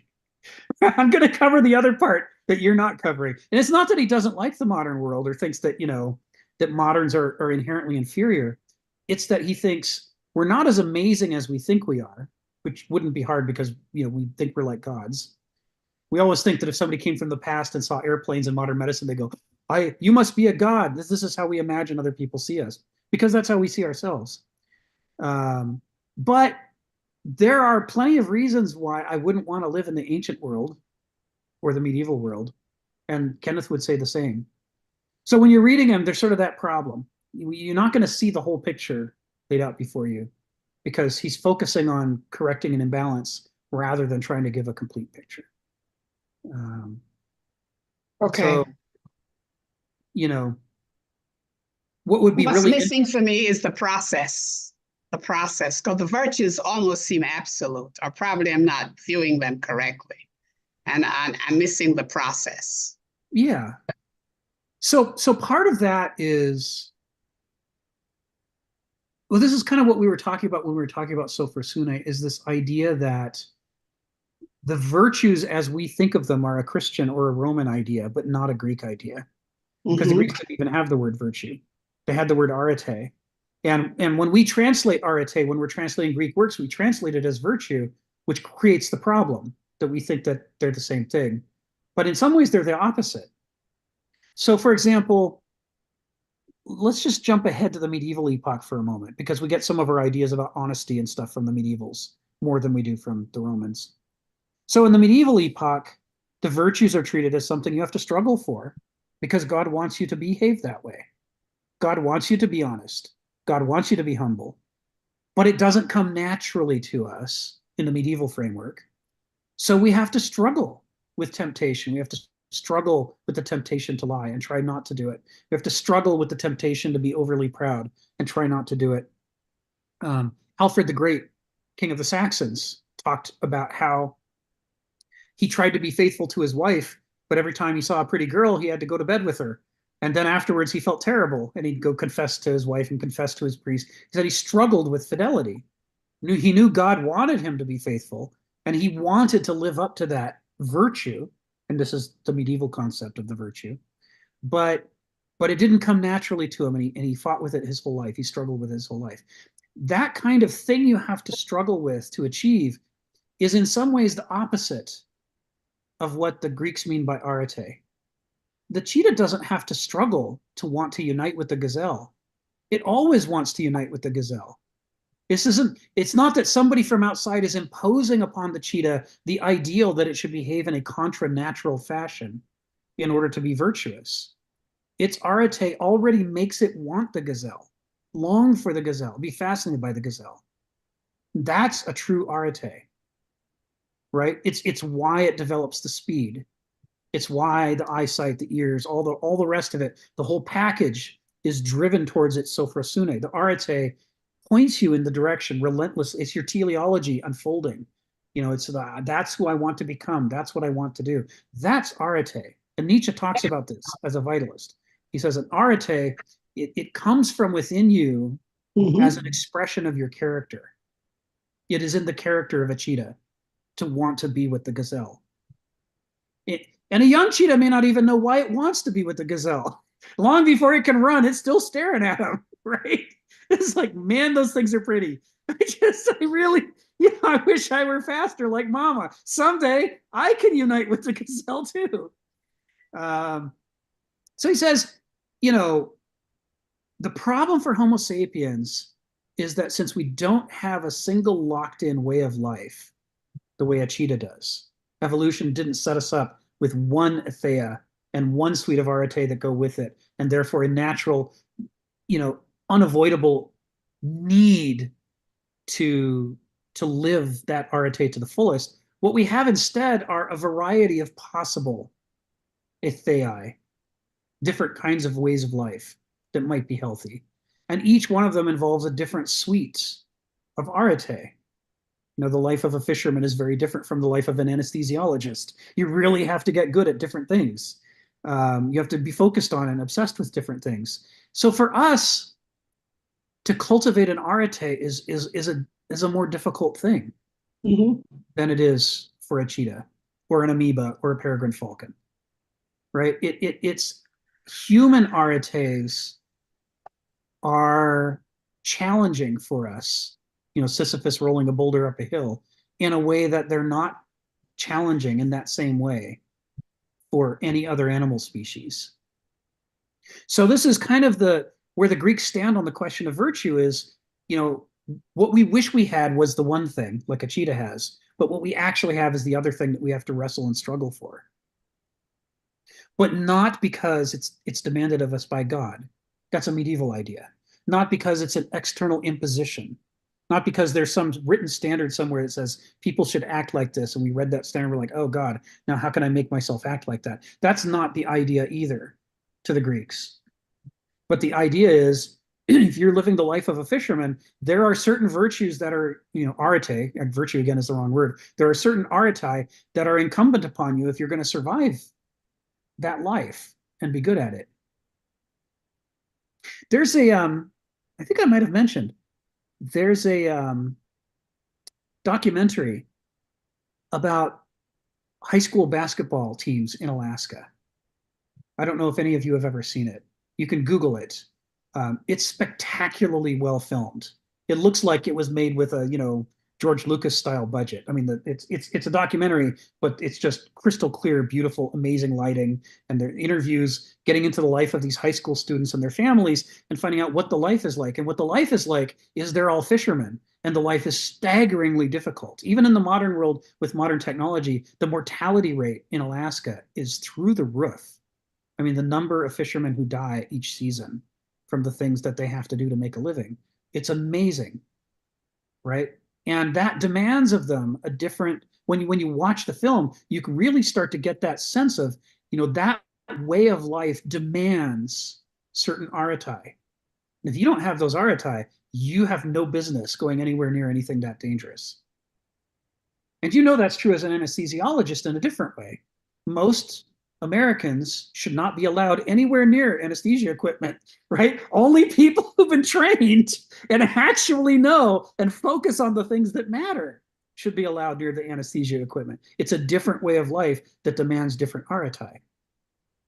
So there's a way in which the Greek concept of virtue or arete is radically different from the medieval or modern concepts, because it has to do with the demands of a certain way of life. And specifically, the demands of a way of life that's healthy and good for Homo sapiens.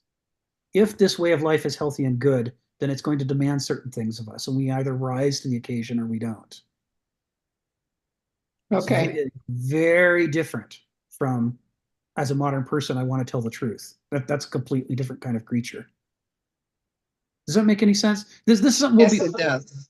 We'll talk about it a lot when we get into the medieval section. The virtues are going to be a big deal in the medieval epoch, and we'll contrast them a lot with the ancient view and the modern view. So we'll flesh this out more as we go ahead. Yeah. Okay, thank you. Thank you. It's a great question. Oh yeah, Alaska nets. That's it. Alaska nets, basketball nets, but also fishing nets. It was a great title. It's worth watching. It's worth watching. It's stunningly good, and mostly it's worth watching because I didn't know half this stuff before I watched it. You learn a lot about life in Alaska, and the life of a fisherman. Okay, Phil, come off mute. You've waited long enough. Oh, you're off mute. Yeah, yeah. It's I think lying is a derivative of being human, because there are good parts and there are bad parts, and I think it's more fundamental. Just like, oh, he told a lie. I think we as human beings are partly because, well, mostly because our being in the world is limited and is not infinite. So therefore, we have to make 100 fit into 10 slots, and somehow there is a ontological need to construct a structure that lies to you, to, in some sense, make it more true in relationship, and that's the good part.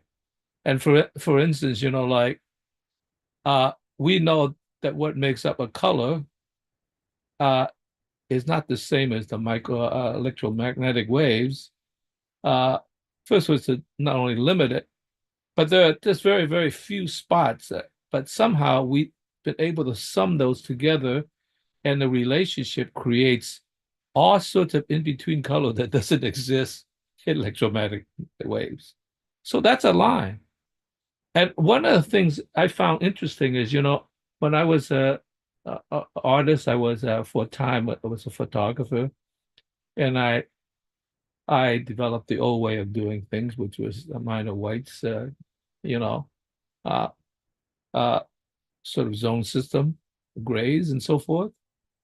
And you have a grayscale to actually figure out where to place it and all that, expose to the shadow, develop the highlights and all that.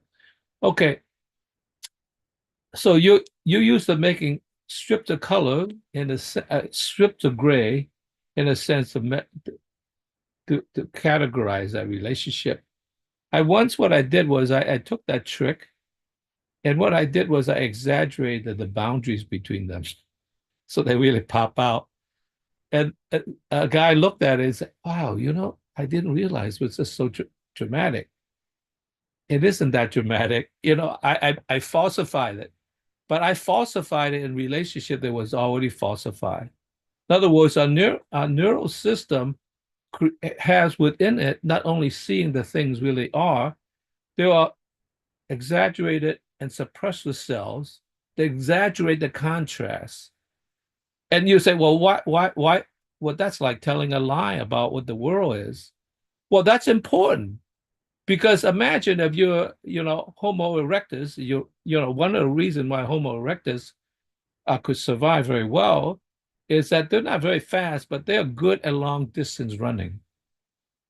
And they could just chase down like antelope. They're very, very fast, but they run out of breath and eventually they corner it by doing so. But imagine chasing the thing and you see the world as it is. Then what happened is suddenly you fall into a hole because you just didn't see it. It wasn't exaggerated. So the fact that it's exaggerated, you saw the hole and you avoided it. So that was a lie that told, well, the truth for a limited being. Okay. So in some sense, there are good parts like creating these multiple dimensions of colors that doesn't exist, exaggerating things. So in a sense, we see the truth. And I think that's why the Greeks had this idea like it's not about knowledge, but about wisdom. Because wisdom is kind of a lie that lies between the two that try to come up with the truth that in a sense is not a lie, but it is a lie. That's what myth is all about. Every damn myth is a damn lie, but they tell some kind of truth because as limited beings, we have some way of telling a story. That, oh, yeah, I get the point. It's like, do you really get the point what it really means? So in some sense, now, once we have this fault in our structural relationship of being in the world, because we're mediated by, a phenomena that we exaggerate and contrast and all that does all the good parts. We took that aspect and exaggerated in the relationship development culture. And that's a bad part that comes through.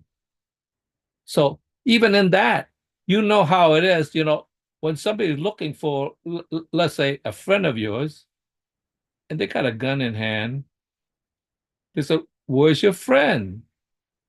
Oh yeah, he's up in the bedroom. You are telling the absolute truth, but that's a bad truth. You say, well, I don't know, but I think he left like a half an hour ago and he went out, toward the woods, as far as I could tell. That's a damn lie. And you know it. That damn lie is the truth in a much broader way. So in some sense, you have to be wise enough to know when to lie and when not to lie. One lie is good and one lie is bad. And the problem is we got in the habit of people who take advantage of that and and say, like what is it, Gordon Gecko? Gecko that says, greed is good. Right? And so that's a damn lie. But you get a lot of people say, oh yeah, that's true. I became a billionaire because I was greedy. So I think you have to think in a broader way to say, because there's something that's ontological, that what makes human beings are what we are, because we are limited beings. We have to lie to ourselves in order to see the hole in the ground so that we don't fall into it and die and never catch an antelope. All right. That's it, Phil. Thank you, Phil. Yeah, there's a couple of things about that that really jumped out at me. And one of them was this issue that as post-medievals, we sort of, when we're trying to get away from the nihilism and relativism of the modern epoch, we often reach back to the seeming purity of absolute virtues. Never tell a lie. But of course, as you point out, if you never tell a lie, you're doing something far worse, which is you're being a useful idiot to people who will wield you against your friends and family in the world, right? When the Nazis come to ask where the Jews are, the proper answer is nowhere, go home. There's no Jews here. There could be a whole house full of Jews, but not for you, buddy. because you can't handle the truth. You don't deserve the truth. You will misuse the truth to harm others. And that's a greater sin than whether I lie to you or not. So, the fact, he talks here at the end of the paragraph about the need to develop acute powers of discrimination to tell spurious from genuine motives. But that's also true for knowing how to apply virtue, right? When is it virtuous to tell the truth, and when is it a sin to tell the truth? Right? Sometimes the only virtuous thing to do is lie. And that's part of the complexity of the world that simple-minded people don't like, which is part of what distinguishes the benousoi and the douloi on the one hand from aristoi on the other hand, is that the aristoi is willing to acknowledge, the aristos can acknowledge that the actual relationship that human beings have to virtues and artes and all these other things is very complex.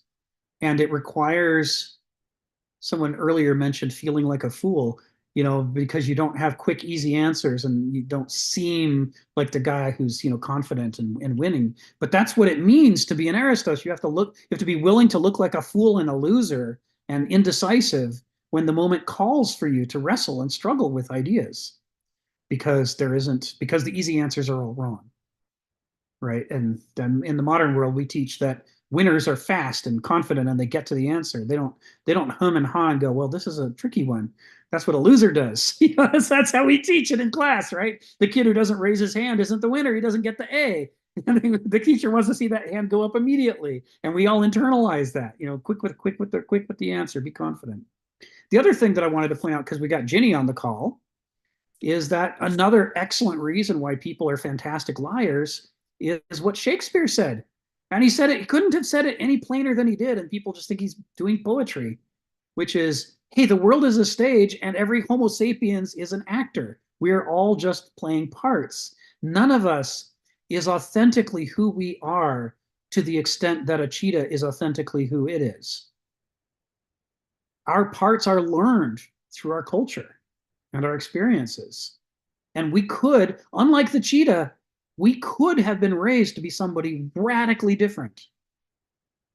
And it's not that training and education experiences have no effect on cheetahs, but they aren't going to displace the core central drivers of their character.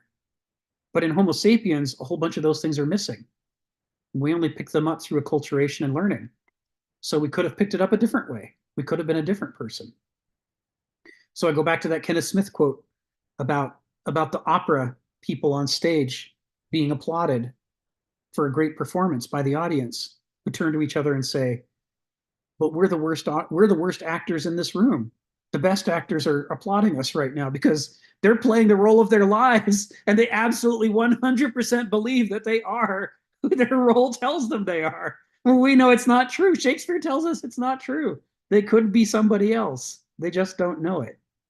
They think that they are as authentically themselves as the cheetah is authentically itself, and they're wrong about that. So pseudophilia, and this is kind of my following up on what you said, this is kind of my point. Pseudophilia, for all the problems it causes, is in us for a reason. It goes very close to the heart of the character of our species, that we can fall in love with a story or a role so much that we 100% believe it, even though it's false. Right? I'm not a computer programmer. That's just how I turned out in this life. But I could have been raised to be somebody completely different. Maybe I should have been an opera singer. I mean, my mom was training to be an opera singer when her career was cut short when she got pregnant with me. Singing has always been big in our family. Music might be my real passion, but I don't know. I'm not going to find out, because I have fallen in love with the role that I've taken on, and I have confused it with my own identity. Who the hell am I? Zen Buddhists love to really dig at this one. I mean, they're onto something, right? All the answers we have to who the hell are we are not good answers, because we're almost always wrong when we say who we think we are. There's something very complex about human identity and our willingness, in fact, our driving evolutionary need to believe the story or the role or the ideology or the feeling. It's not a small thing. to set that commitment aside, it endangers our life from an evolutionary perspective. What an Aristos does is dangerous, to pick apart that certainty. What this book does is dangerous in trying to pick apart our absolutely certain attachments to the modern worldview and say, yes, but what if you had a different worldview? What if you could choose multiple worldviews? These are not the things we evolved to do. We evolved to commit and to survive as a result of that commitment. Joe, come off mute. Tell us what's on your mind. Yeah, one thing that kind of comes to mind when, especially when talking about the concept of archetype, there are these, if we look back at the ancient worldview or versus the modern worldview, or there are these abilities to demand what is healthy versus unhealthy. And there is this healthy form of acceptance, right? And then there's the unhealthy form of acceptance. So this idea of what it would be the unhealthy, right? The unhealthy would be what we demand on the world, right? In the sense that it has to comply with our, with our worldview, and it has to comply with what I think and what I want, my desires, essentially. So then when it complies with my desires, like, okay, well, then my desire may be, when you're talking about the rest of the world, to be accepted by others, right? And so when you have this idea of wanting to be accepted by others, well, of course, then you're going to start lying, right? Because then you're managing yourself to everything else. And what the modern world actually has, done is it's provided us with more opportunity to have things that are material that we would, and I'm not somebody that's just putting down anybody that would actually, that has a desire for material things, but it is something that is non-sustainable. And so that they have this demand that that the world comply to exactly what they want. And what this creates is a kind of a discomfort tolerance, I would say. And so that they have to be completely comfortable all the time. And so that complete comfort is actually including the lying. So, that this element of I'm not comfortable enough to say I'm not good at this, right? So there's this, this ability that we're pursuing things, we have the opportunity to pursue things, and then we're demanding that the world be a certain way, and then this comfort level is that we're seeking it to be permanent. And then all of that actually leads to kind of where a profound like kind of feedback loop that creates something where we're always kind of lying to ourselves over and over about what is worth pursuing, what is good. And the truth is, in modernity, is that we actually have an opportunity to pursue what is negative much more than we actually have to be able to pursue what is positive. And you can see this in a lot of different areas, and even, well, it's in a lot of different areas, I'll just say, because that's a long thing. But again, I think it's more of anything, it's our environment that we've actually been able to manipulate and change in, in modern society, that we always determine to be progress. That often causes us to get into this negative feedback loop about what is actually worth pursuing. So the idea of the cheetah knowing, what is actually good because it stays within nature is closer to the fact that of some degree of fulfillment than actually we are. And so, because we keep creating things that separate us from each other and nature. So, I mean, I know this is idealistic, but there is a reality to it. So we actually have to have a process on how to handle those things. And we don't necessarily seem to embrace that other healthy form of well, okay, there's the demands are what of what is healthy. In other words, the virtues.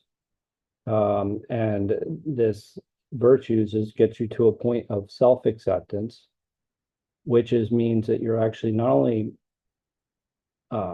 you're honest to yourself, which allows you to be honest to everyone else in a way, or be more authentic, to a closer form of authenticity. And that enables arete. That enables excellence, because you're actually unimpeded by what you're demanding on the world. That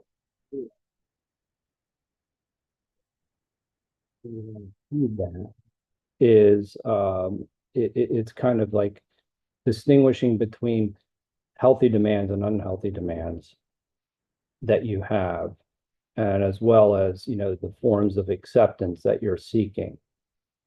And I think that it's kind of and that if you get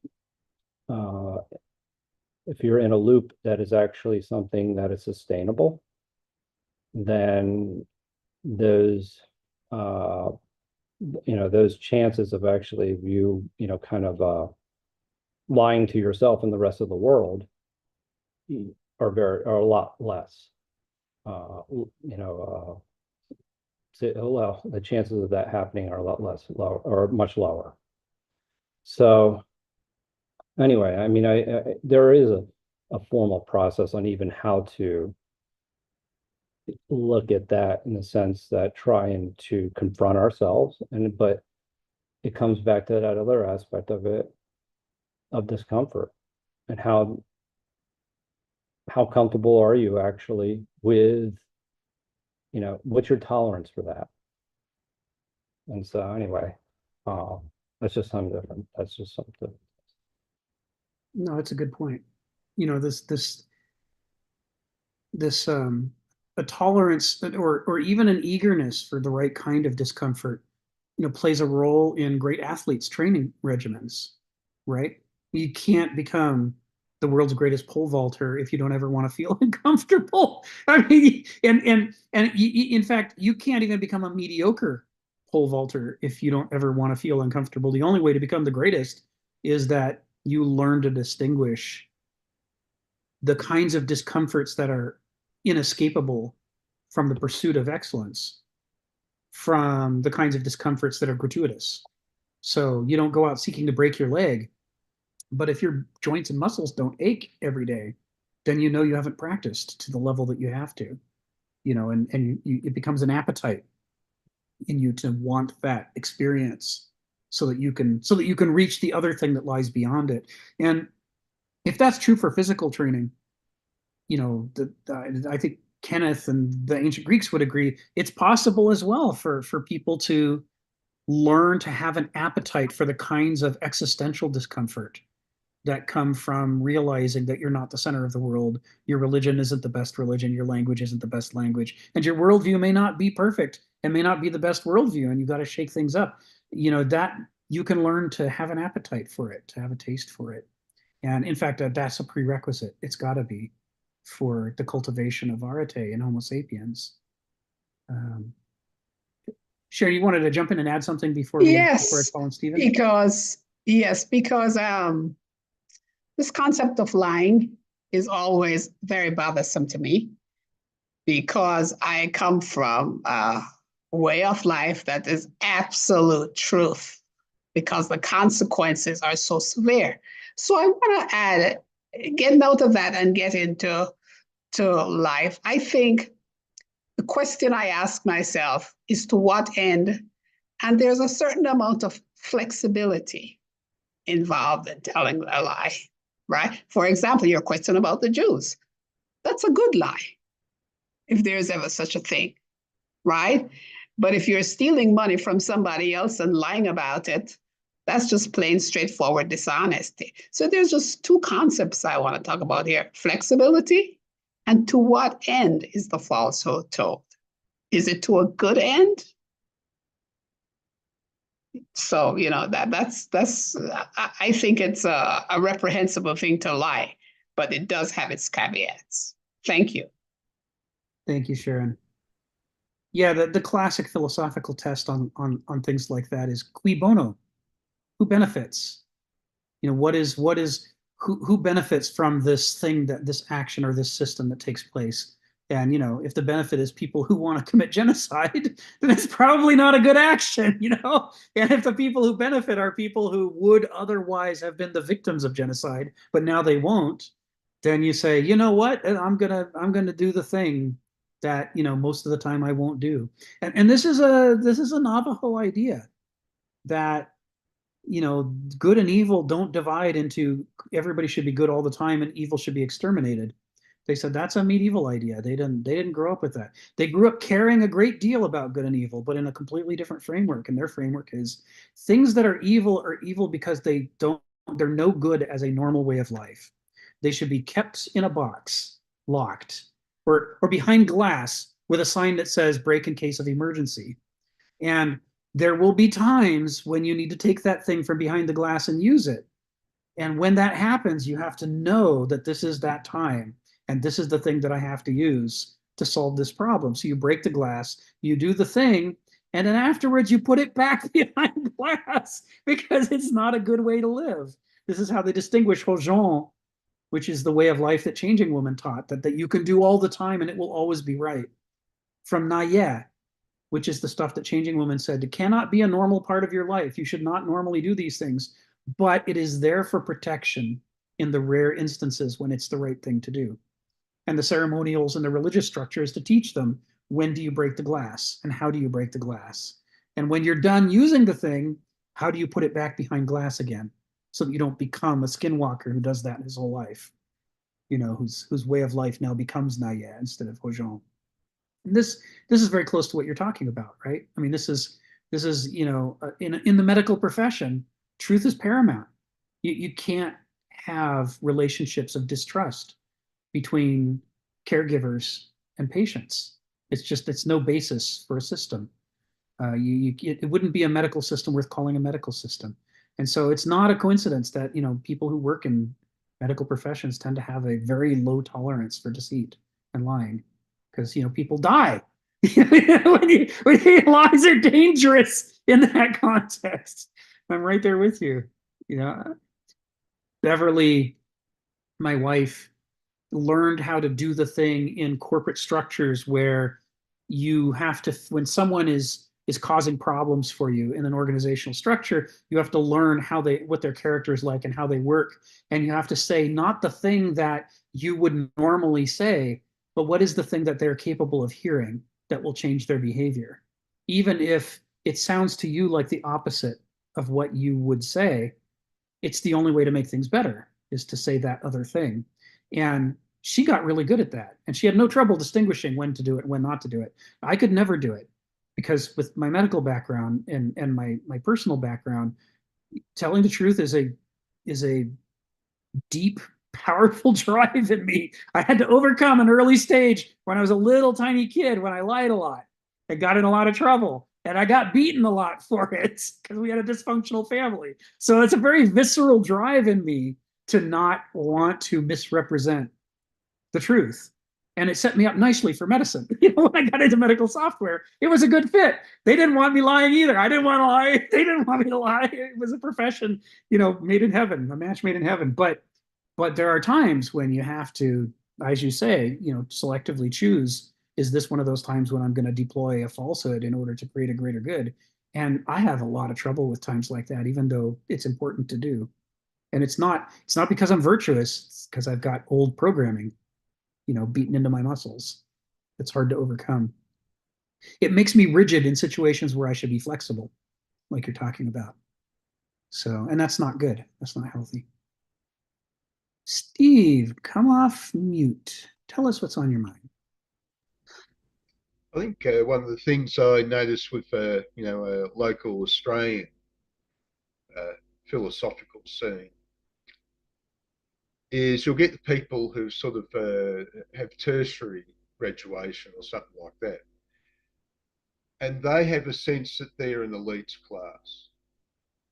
They even believe simply they only have to get a seat on the elite bus, even if they're just faking it and they're still superior.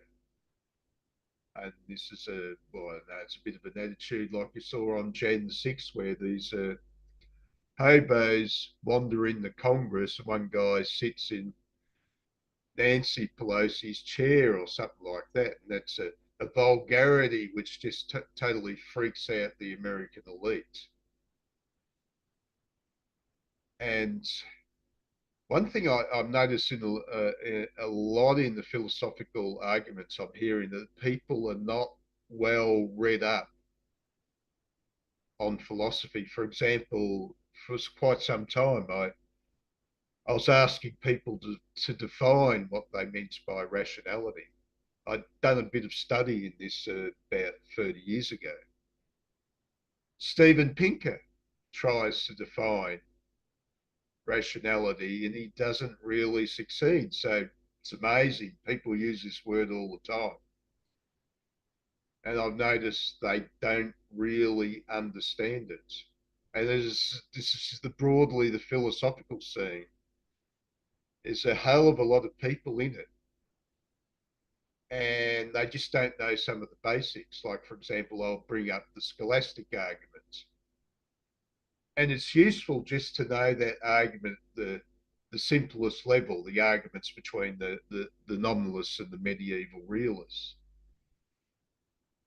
It's this aspect of pride. People think that if they get a good seat on the Titanic, the modern world, the unsinkable ship, this is what people are actually believing, that these Western ideals, democracy, liberalism, and inclusion, it's a bit like the phrase of the French Revolution, only slightly altered. If you say, well, democracy's not so great, most people will freak out. Oh, this is the golden juice, democracy. Of course, if you actually study history and what the ancient Greeks thought about democracy, and they watched democracies smash against the wall, and they explain why they smashed against the wall. But no, not to the modern democracies. Oh, you just drink the golden cup of democracy and you'll live forever. But that's not what democracy was. For example, democracy seems to have been a creation of the Banausoi class. And it worked in certain ways very well. The Banausoi got the state they wanted. And in terms of, their pursuit of commercialism, these democratic states have shown themselves to be very successful. Athens was very successful as a commercial state. America was very successful. But eventually they hit a wall. But modern people don't believe that. They think that they're on the unsinkable ship. Spengler would point out, well, the trouble with all cultures is that they will rise, peak, and fall. But the moderns say, no, that's not us. We're the new paradigm. We don't fall, we just go on successfully forever. But like I said, this pride that people have had a tertiary education, there's an ability there. It's following a method. They very much believe in the sort of intellectual method. They learn in their college educations. And there's a certain amount of truth there, that the method is very good in certain things. But they make the mistake of thinking that method can apply to everything. Right. And it doesn't quite work that way. So I'll ask you what you think of that, Rick. Well, I mean, right. It's the man with the hammer, right? If my methods of thinking were successful in academia, then they must be successful everywhere. I've got my hammer, and now every problem looks like a nail to me. I mean, right on. it's such a natural thing for people to do. I've got my trick, and I want my one trick to work everywhere. And how offended I am when I run into parts of life where my trick not only doesn't work particularly well, but maybe it makes things worse. That can't happen. I'm a winner. Winners It could only win. be that there's something wrong with the people or the circumstances, that they're not fitting my hammer. Yeah, exactly. We'll make them fit. Procrustes had the right idea. We'll just you just need a few guillotines, and soon everybody will fit in my bed.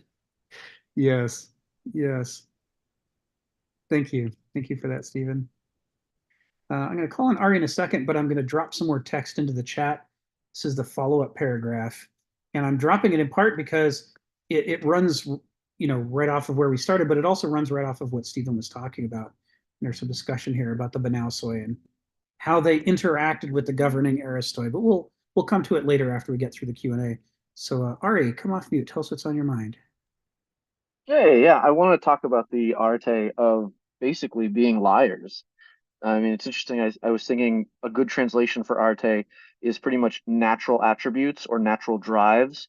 We have this desire to be sexual. That would be an arte. Desire to acquire, greed to some degree is an arte. And, violence. These are all just our natural proclivities. But there's also a natural proclivity for us to learn and adapt and be dynamic. And that more than anything is interesting here. I look at it as the maybe the primary attribute of Homo sapiens humans versus other animals is we have it's kind of a loaded word. I'm gonna try and define it well, is free will. And free will is in the context of the ability to lie. And so the thing is, I was pointing out, like, as much as Sharon, it's basically using Phil's version of lying. Lying in this case is deceit or concealment. And this is very natural in all of nature. The chameleon is a liar. In this case, the cheetah is a liar when it hides behind the grass to stalk the right. So the difference is they're not choosing to lie. They're just lying in the way that in this case, they're conscious of what they're doing. They're aware that they're hiding behind the grass, but they're not self-conscious. And this is what distinguishes humans from other animals is we're self-conscious, that we are aware of we're doing this, and then we have a choice. And the simple thing is almost like Phil's description of colors. We have a blueness or a redness in the picture. Well, I can just pick the redness. And now the blueness is a lie. Or maybe in reverse, the redness is a lie. In a more simple sense, it becomes down to decision making. And I understand decision making and free will in a very basic, almost game theory math sense, is I'm going to go to the grocery store. It's on the other end of the block. Well, I can choose to go left or I can choose to go right. They'll both get me to there. They're both paths that get me. Maybe one is slightly longer, one has more trees, whatever. There's a bunch of reasons why I would go, but they're both valid paths. And in my mind, I imagine both options at the same time. And one of those is going to be a lie. One of those is going to be the truth, and one of them is not going to be the truth. And in this case, it's whether when we go to things that we're concealing about information, when someone asks me, hey, which way did you go to the store? I'll be like, I went to the right. Well, maybe I actually went to the left. In this case, it's about concealment is a type of lie. It's not the only lie, because lying is just a falsehood. This is like the excluded middle of truth, according to Aristotle, that you could only have a true option that comes to fruition or that doesn't. Right? This is the idea that there is no middle ground. Things either happen or they don't. And in this case, honestly, wearing clothes is a lie, right? So, Sharon very much believes in wearing clothes and having all of these things, concealments. This is not the type of lying we're talking about, but it is at its core a very important attribute of lying. And we're choosing, do I wear clothes? How much clothes do I wear? Which colors, right? These are all types of truths and lies that we're choosing. They're just types of options that we're choosing between. But the reason we don't think of them as lies is because they don't have a good, like you're saying, who do they benefit? Well, it's not really benefiting any one way lesser than it. It's not like if I wear clothes this way, these guys die. And if I wear this color clothes, everybody lives. And in some phenomena, you could have that. If you wear the little Jewish little star on yourself, then you're going to die, right? Or you're not going to die, right? And to some degree, this is about rules and following rules. And we're talking about dynamics is, every rule has an exception. And the idea is, the exception is to lie. Like, I'm going to be a truth teller, except when it benefits the right people at the right time, then I'm going to lie. In this case, but there's exceptions within exceptions. Like, my favorite paradox is this is something like everything changes. Well, if everything changes, then the statement that I just made also changes, which means not everything changes, right? You're like, well, wait, which is it? And this is the idea that, we the middle ground is much more real than the words we use to describe reality, because words always become paradoxical, and this lying is just a description of reality, and it's about what we're using it to do and who's benefiting. And I like to think of this because Kant was very much this idea. If you ask your if you're asked where your friend is with the gun, you're supposed to tell the truth if you have to. You're like, oh yeah, he's upstairs, right? Kant would say, yeah, that's because other people then misuse this tool and you'll have it bad out of place. No, this is Kantian version of reasoning. Is go back to Joe, like, or who said reason? I think it was Donald, Steve. Thank you. Steve was talking about reasoning and what reason is, right? Ultimately, this is a flexible tool that's not a hammer in all situations. It's an adaptable tool. Sometimes it's a saw. Sometimes it's a nothing in your hand and you're letting other people do the stuff, right? So it's a very much a flexible thing. And the idea is, I think, for truth and deceit and lies with human beings, it's about free will. And this is the strangeness is we, as an arete, we have free will, and free will comes at the cost of being liars. And the idea is, well, then we want to use free will for the good, so we should use lying for the good too. And I think that's a good place to end. Thank you, Ari. Yeah, they're tricky issues, and of course, this is one of the things we come to a lot, is that the more you get into the ancient worldview, the more it posits a cosmos that, instead of looking like it's solid and full of solid objects, you start to think that every step I take, I'm being held up by nothing but paradoxes. And then my heart is beating because of paradoxes. The only thing keeping me alive is all these paradoxes. And we were taught in logic that contradictions are bad, and paradoxes sure look like contradictions. So it looks like a just completely unappetizing view of the world, but it actually explains things a whole lot better. You know, one of the interesting paradoxes about honesty and truthfulness and pseudophilia is the modern definition of honest means that you say candidly what it is that you believe. But it says nothing about whether you believe bullshit. So if you are an honest person from the modern perspective, you could be the person who's spreading lies that lead to everybody dying because you believe them. So now from the modern perspective, that makes you a virtuous person.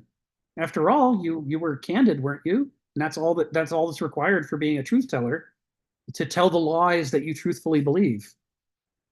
You know, an actual truth teller wouldn't pass along bullshit.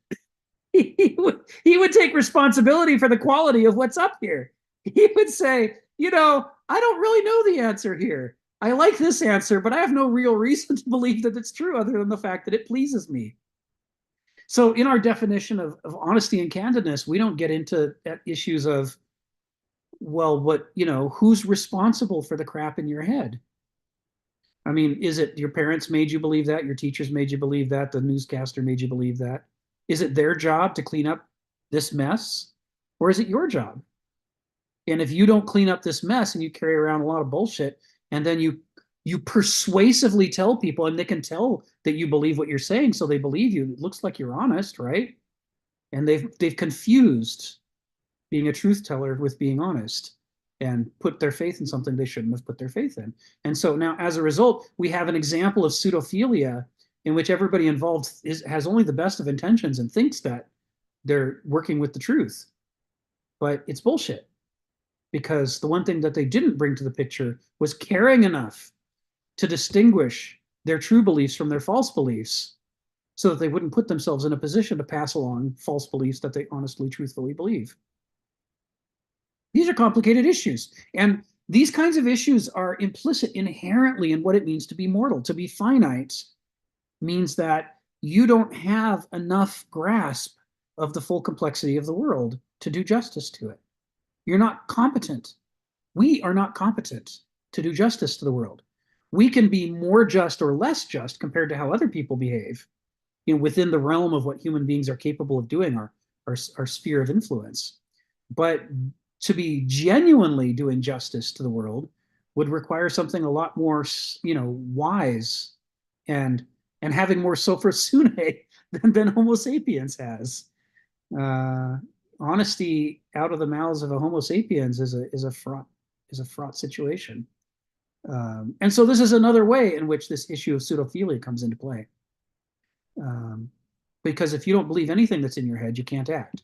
So you sort of have to believe your own bullshit to a certain extent. But if you overbelieve it, and then now you're passing along crap that you could have weeded out if you'd bothered. Phil, come off mute. Tell us what's on your mind.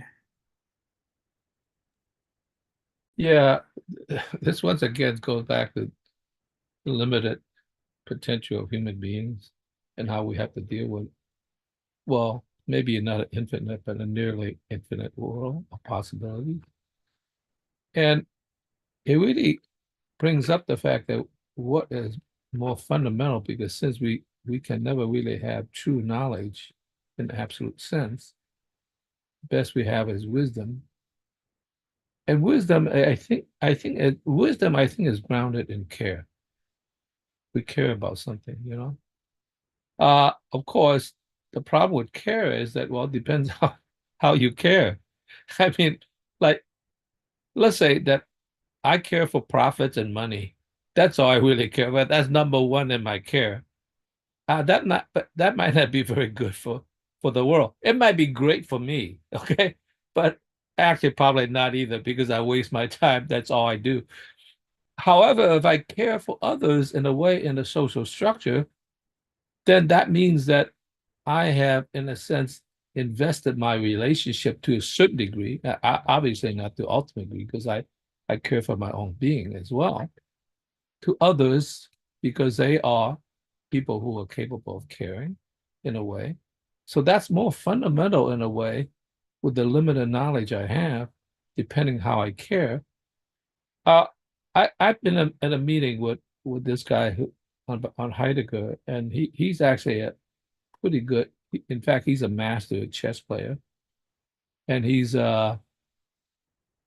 pretty good in in mathematics, and then in computer science. And he said the problem with the older generation of computer science, it's all algorithmic. They program also if then do this and that, do this and all that. And they found out that, in a sense, reading Heidegger and Wittgenstein actually helped in developing the next generation, which is care. Okay. However, I guess they added a line, you care to win. Okay. That's not very good. I mean, like, yeah, I care to win. And he says sometimes these game players, the computer games, they don't care how they win. They just care about winning. And quite often they would torture their opponent rather than, an expedient win. I mean, just make the guy suffer. And, the longer they suffer, I guess the more you care, and but you still win. And I think, and he says, God, he's not so sure about this more advanced internet structure than what we got into. Because if we teach these mechanical devices not to care, but only care to win, no matter how you care, not care with empathy for others, like if you got to win, let's win in a quick way. So, like it's not too embarrassing. Don't make the guy suffer. So if we have this taking over the world, what is it? That space net thing is like, then we're in a hell of a lot of trouble, because we have computers that actually care, but the wrong kind of care. No. And so depending how you structure the whole thing about care as well. So that's important to understand. Thank you. Thank you, Phil. I don't know why what you guys were saying made me think of this parable from Otherwise by Kenneth Smith, called Cassandra. I have great power and great strength, the rather elvish fellow said to me, a stranger, for no particular reason. How do you mean? Why do you say that? I said, taken aback that he would assert something so contrary to fact.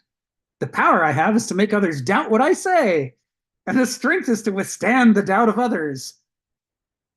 And so, honesty, dishonesty, falsehood, truth, anytime you're dealing with finite mortals, it's like no challenge at all to construct contradictions left and right out of the things that they believe or say.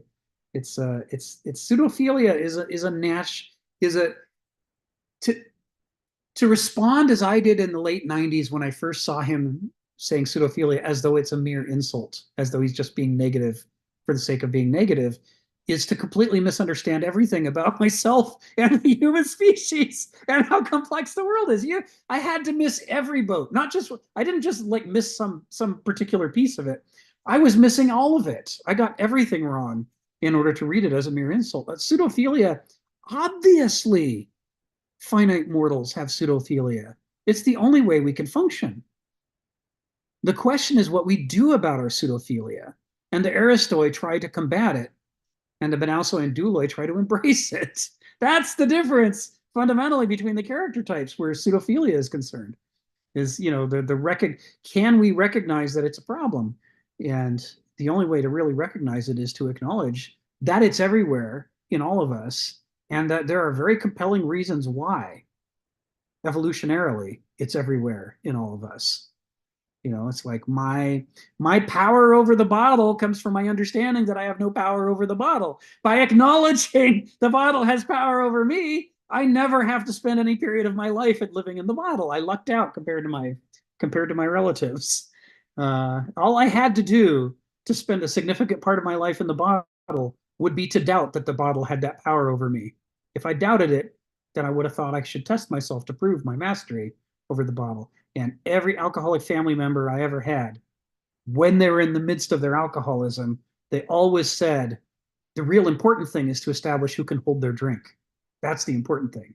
I drink this much to prove that I'm in charge, not the bottle. It's like, oh my God. Homo sapiens! What the hell? What the hell, Homo sapiens? Donald, come off mute and tell us what's on your mind.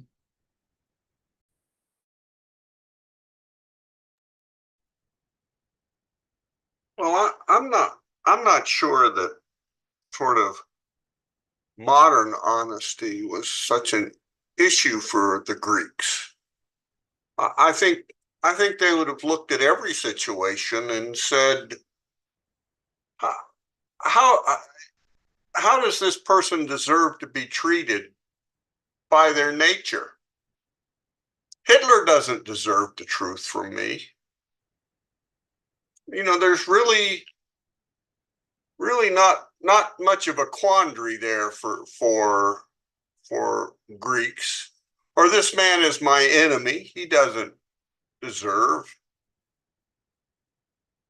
The only time in Plato, I only recall once that Socrates ever discussed honesty, and that was when somebody wanted to enter into dialogue with him, and he says there's only one rule. Actually, he says there's more than one rule. One, you must say what you truly believe, because it can't be, there's no point refuting something you don't even believe. And two, you have to stay until we're done. You can't just walk away. So I don't know. Maybe that'll clear up something. Maybe it doesn't. But if we think of the Greeks as being puzzled by our Christian beliefs, then they're not. They don't worry about it. That's great, Donald. Thank you. And it's an heuristic perspective to take, right? To say, you know, and Aristos is always thinking about the teleology at work. Where is this leading? Where does it go? Famously, in the 20th century, philosophers, physicists, and so on, you get in trouble if you try to posit the idea of teleology or a telos. They're like, shut up. We live in a mechanical causal world. Things don't have teleology is a Greek superstition. There's no such thing. This was a very strongly held position. Kenneth talks about the arguments he used to get in. Would you mind other giving a small definition of teleology with a context here? So the idea of teleology is that things have a direction to which they tend. And it's not just like a direction on the map, but like, you know, the acorn has the teleology of growing into an oak tree. It doesn't mean it's going to succeed, but it's going to try to succeed. It doesn't need a single neuron to make that effort. It's like it's built into the structure of an acorn that, left to its own devices, it's going to become an oak tree. But in the 20th century, we were supposed to pretend that things don't have a teleology. Everything is an object, and the object only does what it mechanically is acted upon to do. And so this is that thing we were talking about earlier in this call about the view of the world that sees everything as passive objects, waiting for Homo sapiens to come along and exert its will upon them. And, you know, but teleology says that things are tending to go where they go. And Aristos is someone who's always sensitive to that. And in order to figure out where things are going, you have to look below the surface of things, look at their character, look at their nature, and say, what is the specific nature of this person or thing, so that I know what is it tending to want to do. And only then can we have a conversation.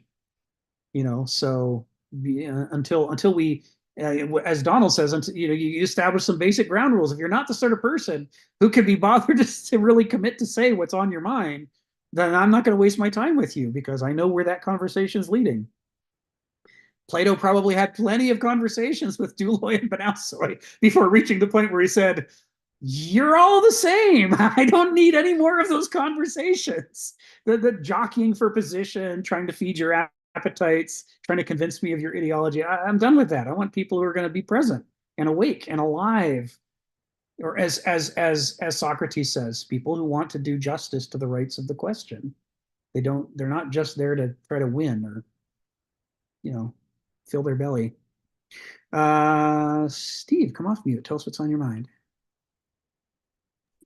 I thought, you know, this recent action with what is truth and, you know, fact checking's become so big, which is important. But there's still that problem. Obviously, there are certain relative truths that work for us, like somebody's a biological male, somebody's a biological female, but that one's been shot down in flames. I was quite surprised that our glorious political class went along with that one.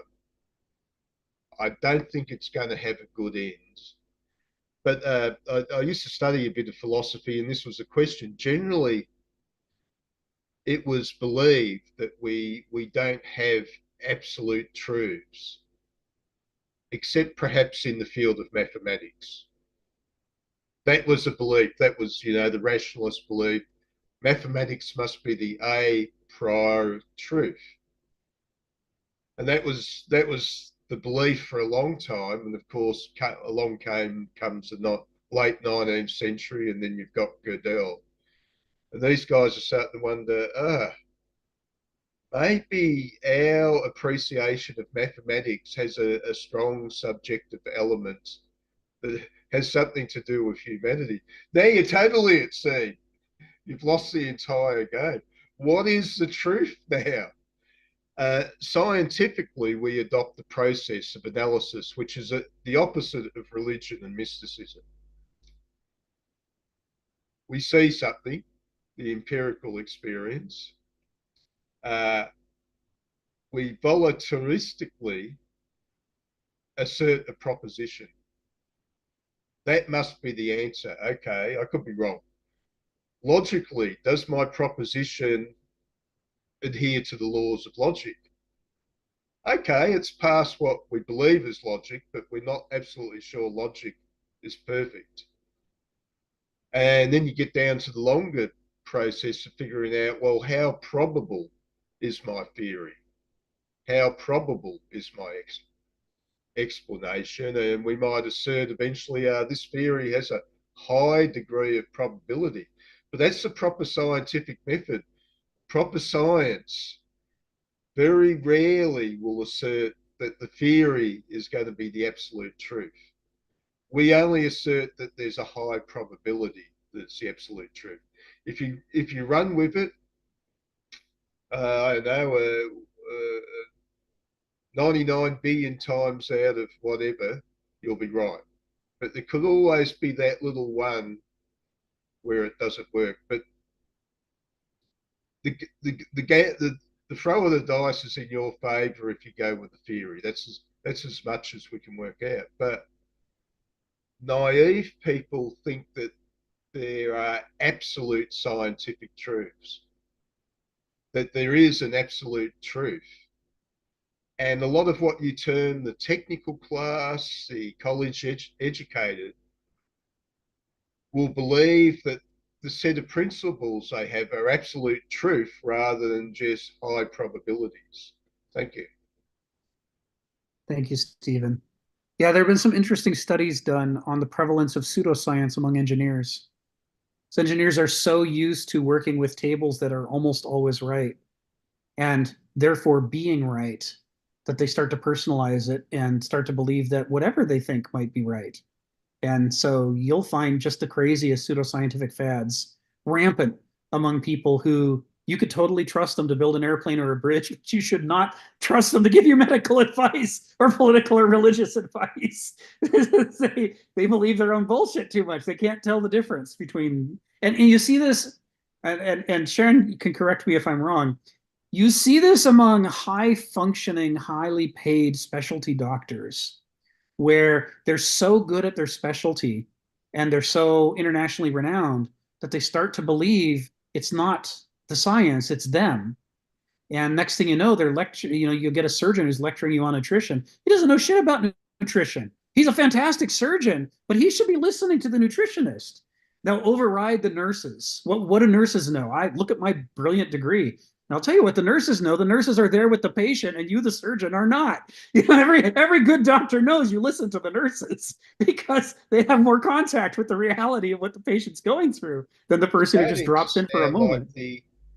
There was a disease this was the disease of the mad astrologer priests of ancient Babylon.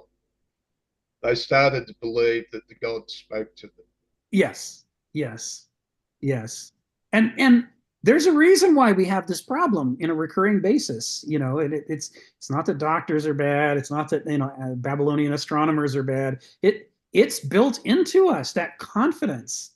It's why the Spartan general lectures the Athenians after the Athenian victory.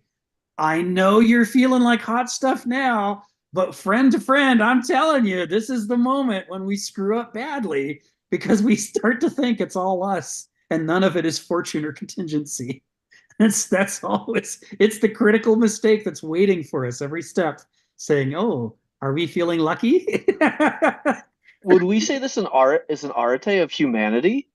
Of all the tricks to evolve, that's certainly one I wish we had not evolved, but we did, and it is probably necessary. Oh, go ahead, Sharon. I think it's probably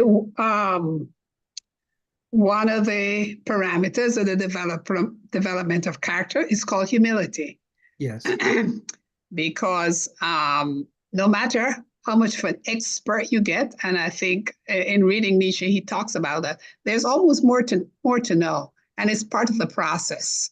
And when you got to the point where you think you know everything, that you have what I used to call expertise creep, because the surgeon said, "Want to tell me what to do?" I said, "Well, come over here." Right?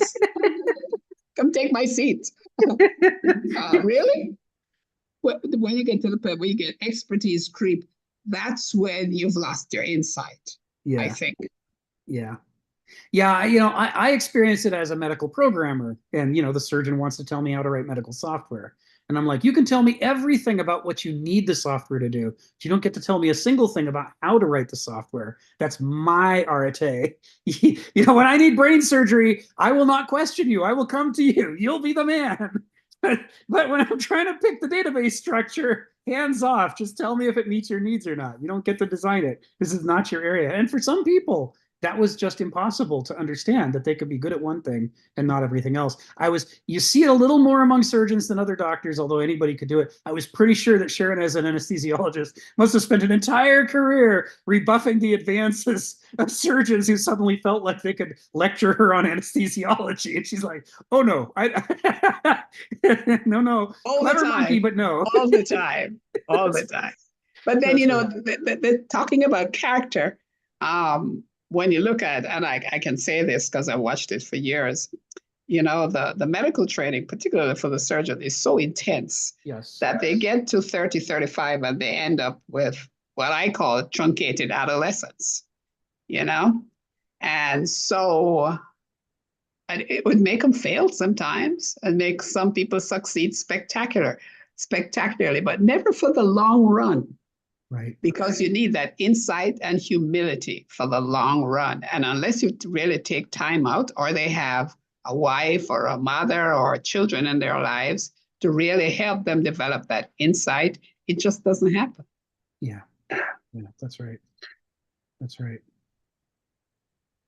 Okay, Phil, and then we'll try this next paragraph. Go ahead, Phil. What's on your mind? Yeah, I'll start out with a film critic, Joel Siegel. And Cisco and Ebert, I think Cisco died, and for a while, Ebert had some guest critics to come join him to make a two-man team. And I remember I was just impressed by this film, one of Tom Cruise's film, Mission Impossible. I think it's the one where he was hanging on the airplane. Joe Siegel only said one thing that was really impressive, but it really got me. He says, well, the problem with the film is that it's been misnamed. It's not Mission Impossible, it's Mission Improbable. I thought that squared it up. Now I'll get to my point. I remember once I was at Penn State, and I remember one of the teacher that was about Heidegger, very much in love with Heidegger, stressed the point, and he said, understanding understands. Okay, wow, that's an insight. And when you think about Kant, understanding is a lower form of cognition versus concepts. And it seems to me that has something to do with teleology. That what struck me about understanding is the teleology of it. In some sense, because we used to think that, when you say understanding, it'll eventually get into the thing that you get up to the pinnacle, the pinnacle of the tower, to Babylon. And up there you could see the God's view. But in fact, if you take a look at deconstruct understanding, is standing understanding. Understanding is standing understanding. It's a grounding rather than a superstructure. It's a foundation. And I'm sure I'm giving you a pitch in a sense now. Talk about the Minotaur and the maze. I'm sure you could build on this understand, not standing above, but underneath it in terms of the grounding of what being is. Could you say something about as I'm passing you the torch here? Oh dear God! But that's brilliant, Phil. I like it. We're going to have to explore that one a lot. Like Joe's agency and contingency. A standing understanding is going to require some exploration for a while. I'm not fit to do it today. But don't forget it. Right, stick a pin in it. Keep bringing it back because I think this is another one that we're going to use a lot. I think you're onto something there, and we need to talk about it regularly. In fact, type it into the chat so I capture it in the notes so I think about it this week before next call. Can I ask Phil a quick question about that? We're saying that standing understanding is like it's a fundamental, it's a basis for other things. Is that what we're? Yeah. Okay. Well, I'm sort of pointing out that's a basis of teleology, actually, in a way. That's what inspired me to say understand. It didn't soar down from the heavens, it grew up from the acorn. It grew up from the acorn. It was buried underground, and understanding just mushroom up. So that's what I meant by it. I'm sure that could be developed much further than what I did, but nonetheless. No, it's good. And certainly there's a lot there about to what extent do the systems and conclusions and facts of noesis, to what extent are they just rationalizations of the unconscious gnosis and how it already sees the world but can't put into words. And then the noesis stumbles across an idea that feels right, that it's persuaded by. And what that means is this will fit nicely with what I already believe, but don't know that I believe and can't put into words. Somebody has found the words for me for this thing, and so I glom onto it. It's an interesting thing. We're gonna have to keep exploring it. So this next paragraph, this is the third paragraph. I split it into two, and I posted it. It was 34 minutes ago. And I'm going to talk about this because I think we're well equipped after the sections we've gone through before to cover this in the time we have remaining, or at least to get started on it. Because this is talking about the clash of sophrosune and pseudophilia, specifically as he's going to talk about here, in the form of pragmatism. Right? How could pragmatism not be a good thing? A modern can't understand. Isn't pragmatism by definition good? The best, in fact? Who would want to be unpractical? So, this really shows he's talking here about the corruption of Athenian government and society. It says it's not the mob with the spears and the torches. It's not the chaos that the law and order types are afraid of. They didn't wreck Athenian society. It was the educated classes, the middle class, the banausoi, utility and money-minded, people who were traders, people who were craftsmen, who spent their life mastering a craft. These are the people who wrecked Athens. And it's because they had to be practical to do their work. They had to be practically minded to do their work. And they couldn't, as a result of that, they couldn't see the deeper picture.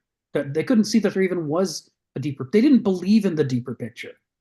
Right? They thought the only reason they weren't allowed to do things was because somebody was being impractical and standing in their way.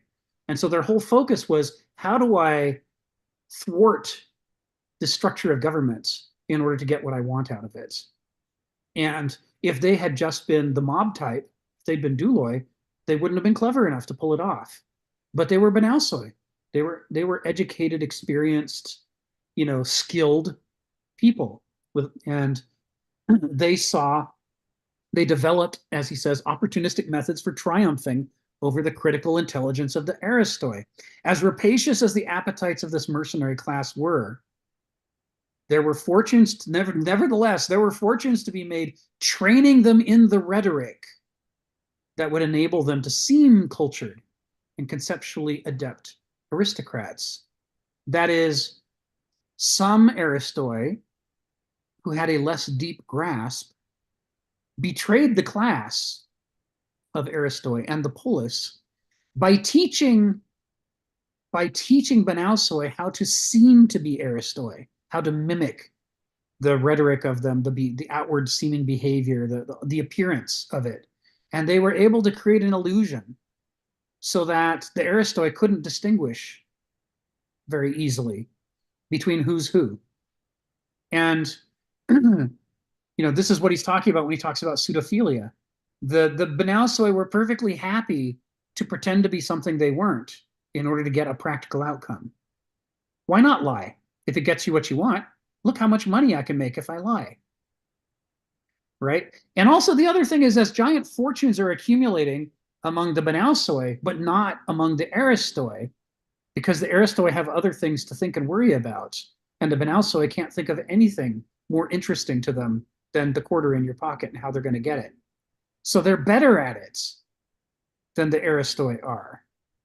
And if you structure a society such that money is power, then the moneyed class starts to take over non-economic functions and subsume them into the economy until, as in the modern world, even religion is nothing but an annex of the economy. The most sacred things are just ways to make more money to us.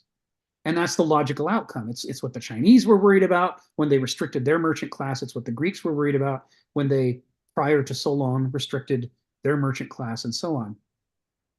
So mechanical verbal facility and shrewd understanding of popular psychology were far easier to develop among the banausoi than sagacities and culture, and wisdom, and understanding what's really at stake. Then sophrosune, in other words, is what he's implying here. Although he said the word 2 paragraphs before and he's trying not to repeat himself, but that's what he means, right? You can't teach sophrosune to someone who's determined to be practical, because sophrosune, although it's good overall in the long run, to a far greater extent, in the short run, it might look like folly. Why not do the thing that gets you the advantage right now?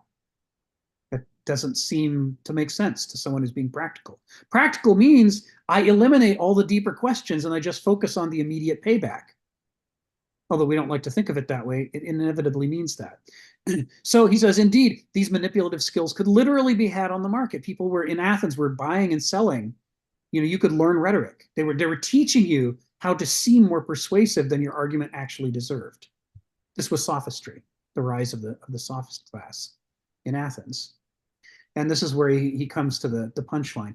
Language in the hands of devious and amoral mentalities is the perfect narcotic. as Gorgias the Sophist remarked, the power of speech over the disposition of the soul is comparable with the effect of drugs on the disposition of the body.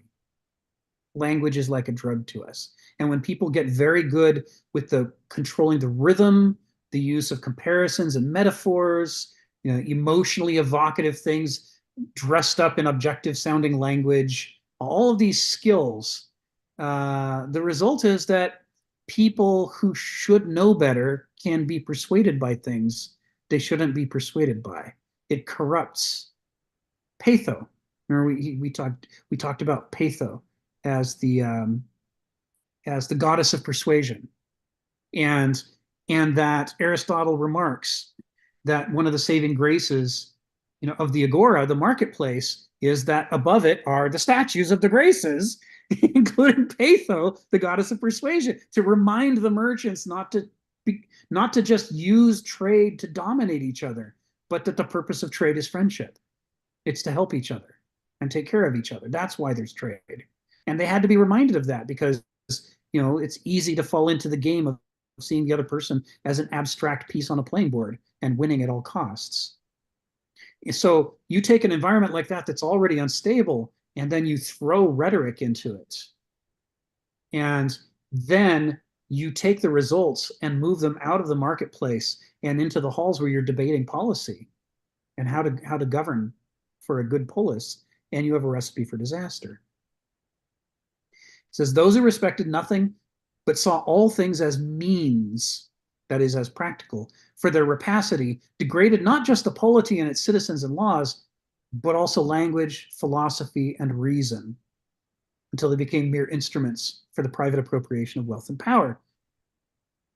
The political community that was the mother of the highest forms of culture and intelligence was reduced to a slave for the appetites of tyrants, people who want to be in charge of everything so that they can satisfy their appetites. Individuals by character unfit to rule, abusive and illegitimate despots. This is Kenneth Smith summarizing a couple of centuries of change in Athens, and what happened. And he's basically trying to backfill an explanation for what we see happening, just obviously happening right in front of us by the time of the Peloponnesian War, thanks to Thucydides' testimony. Like, how did the one turn into the other? This is kind of Kenneth Smith's offering on this. Joe, come off mute. Tell us what's on your mind. Yeah, I mean, it's interesting. I mean, in the sense that you start to do things that like kind of use language in a way that is actually defying any kind of like common sense. And so that you're able to essentially, that's what you're talking about when this type of stuff or rhetoric, right? To be able to distort the real subject actually that we're discussing. And it becomes powerful in like kind of in a couple of different ways, because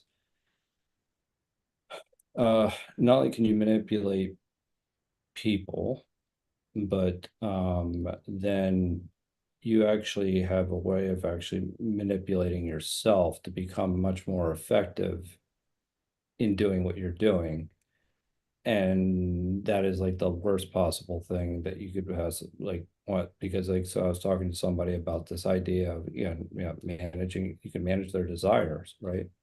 And that's fantastic. But without any ethics or actually knowing what is actually good or when to use this language and when not to use it, then you'll use the language in any kind of circumstance and actually distort the reality that is.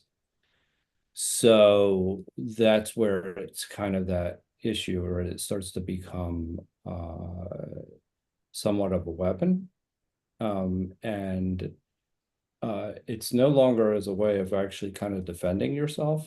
It's actually a way of, you've turned it around and now you're using it to get what you want. And you see that often politicians in general.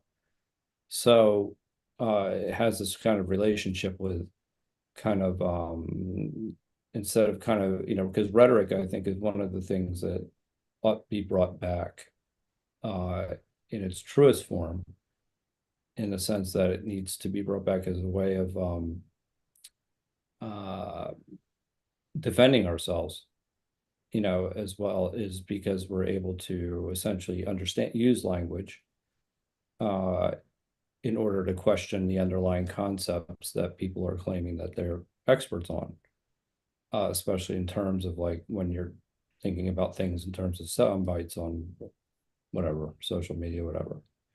So I think from that perspective, rhetoric is actually this healthy thing, but I think where it starts to become something distorted is when the power of speech, is then able to be used to manipulate any topic. You don't really have to know it, you just have to be able to talk about it. Well, that means that there's an insincerity that actually goes into that as well, lack of character. So this idea fundamentally is this absence of ethics. It really is not necessarily anything can be turned into something that is like almost a weapon instead of actually something that is good in order to kind of come to an understanding of what the underlying concept or so what somebody's talking about. Anyway. Thank you, Joe. It's right on. It's like the same power that allows us to become a fisherman or an anesthesiologist or an artist or some other thing, to be a species that's capable of adopting different ways of life. We recognize how that can be turned against us, and rather than aiming us at a healthy way of life, it can aim us at a self-destructive way of life. Language has the same quality. Language, when it's aimed at the direction of sophrosune, can be an incredible tool for understanding the world and living a healthier, better life. But the very abstraction that makes it capable of being so able to describe so many different things means that it can also be reworked to describe things that aren't real, or to misdescribe things that are real. It couldn't do the good thing if it wasn't also vulnerable to being used in the bad way. And it's the same with culture. Our desperate need to be filled up with culture to become a cheetah, because we're not born that way, but to become something that feels the sophrosune, that capacity it's a sword with two edges. It has to be a sword with two edges. Once you have the ability to abstract, to become an abstract animal that can become different kinds of animals with different kinds of lives, you're just as easily turned to live, anti-lives filled with an anti-culture that drives towards destruction. This is noesis, just reflected two different ways. One in terms of our character and culture, and the other in terms of language. And of course, the reason it's in both places is because in Homo sapiens, language and culture and character they're like this, right? They're so closely related. It's the same set of basic capacities in us that allows us to have those things turned against us. Donald, come off mute, tell us what's on your mind. Well, this is a warning, I think, to all men for all times, that this sort of power, huh? Excuse me? What about women? Oh, I'm old. Men means men and women in the English I learned as a child. I'm sorry, but yes, for all persons. I know.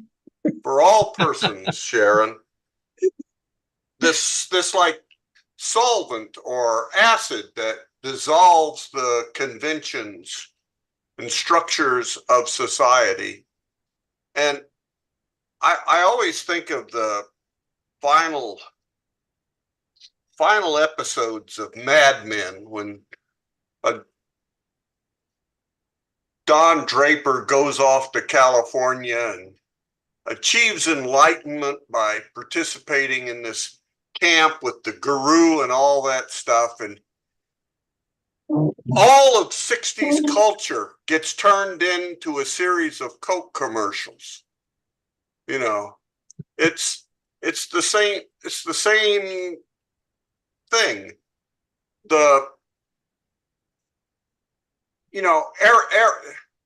Heuristic behavior gets turned to fashion and style, not character. And this is, this is just continually Can you say happening. that again, Donald? What turns into fashion and style? Oh, character? Character. Being an heuristic person. It's like in the 60s. Here, people in a protest here grew long hair and beards and wore bell-bottom pants and sandals to make a statement of their opposition to the culture of the US in the 1960s. And within years, it was fashion and style.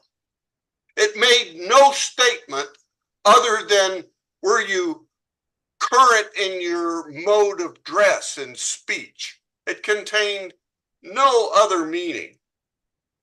Pure, I don't know what I decide this is like a powerful solvent or acid that just eats away everything. It's all marketing, you know.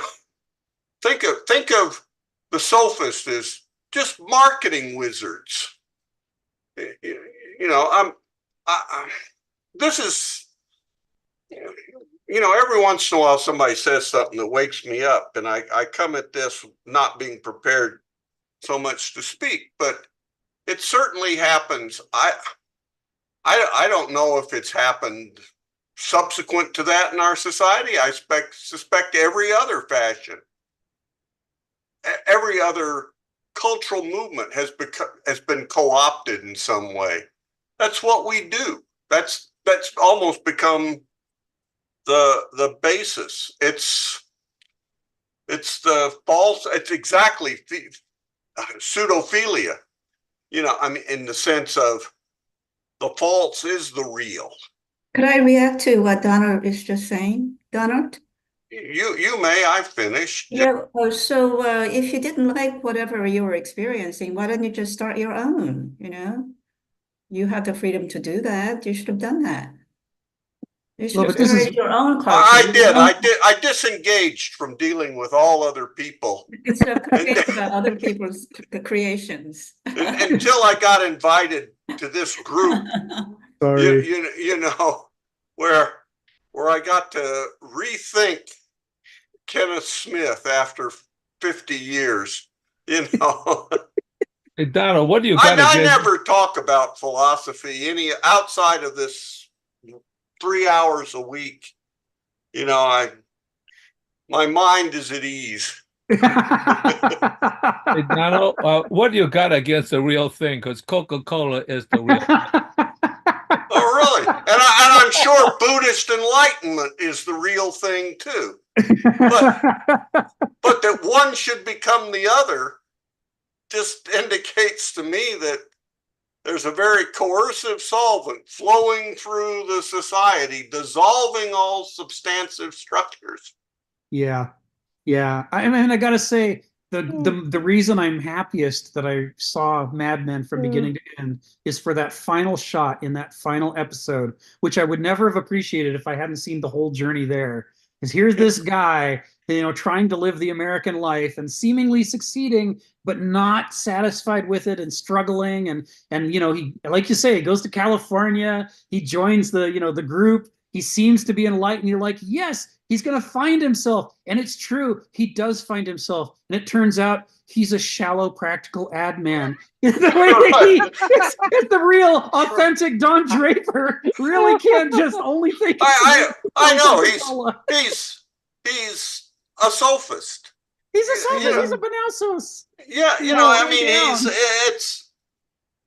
but that in making that series, they had enough introspection, yes, to realize, you know, that's an example. I think that happens everywhere all the time in modernity. Yes, that anything that seems real or seems to have authenticity or whatever the current word is, yes, is quickly dissolved, reconfigured, and becomes fashion, fad, yes, style, money, relevant. money. something that can be sold.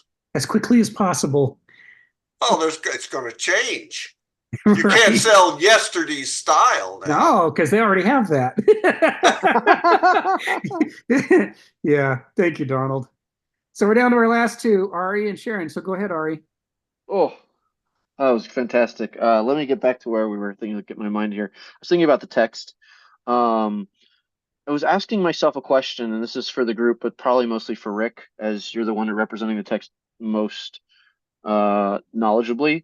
It would seem like the Banausoi here, I'm thinking about them and their overall motivation for, being sophists. We say just to grab money, but I feel like it's almost like they're trying to become the Aristoi or emulate the Aristoi. They're right, because he's saying this is like triumphing over the Aristoi, and it would seem like in this case this would make sense from a hunter-gatherer tribalist point of view. We're always trying to climb the ladder of the social ladder, and and to some degree we're destroying the social ladder by climbing it. It would seem like.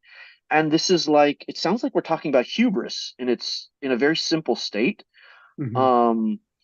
And what's happening here, it's almost like the Banausai are using sophistry to, what is it? Instead of being wolves in sheep's clothing, they're being Banausai in the Aristoi clothing.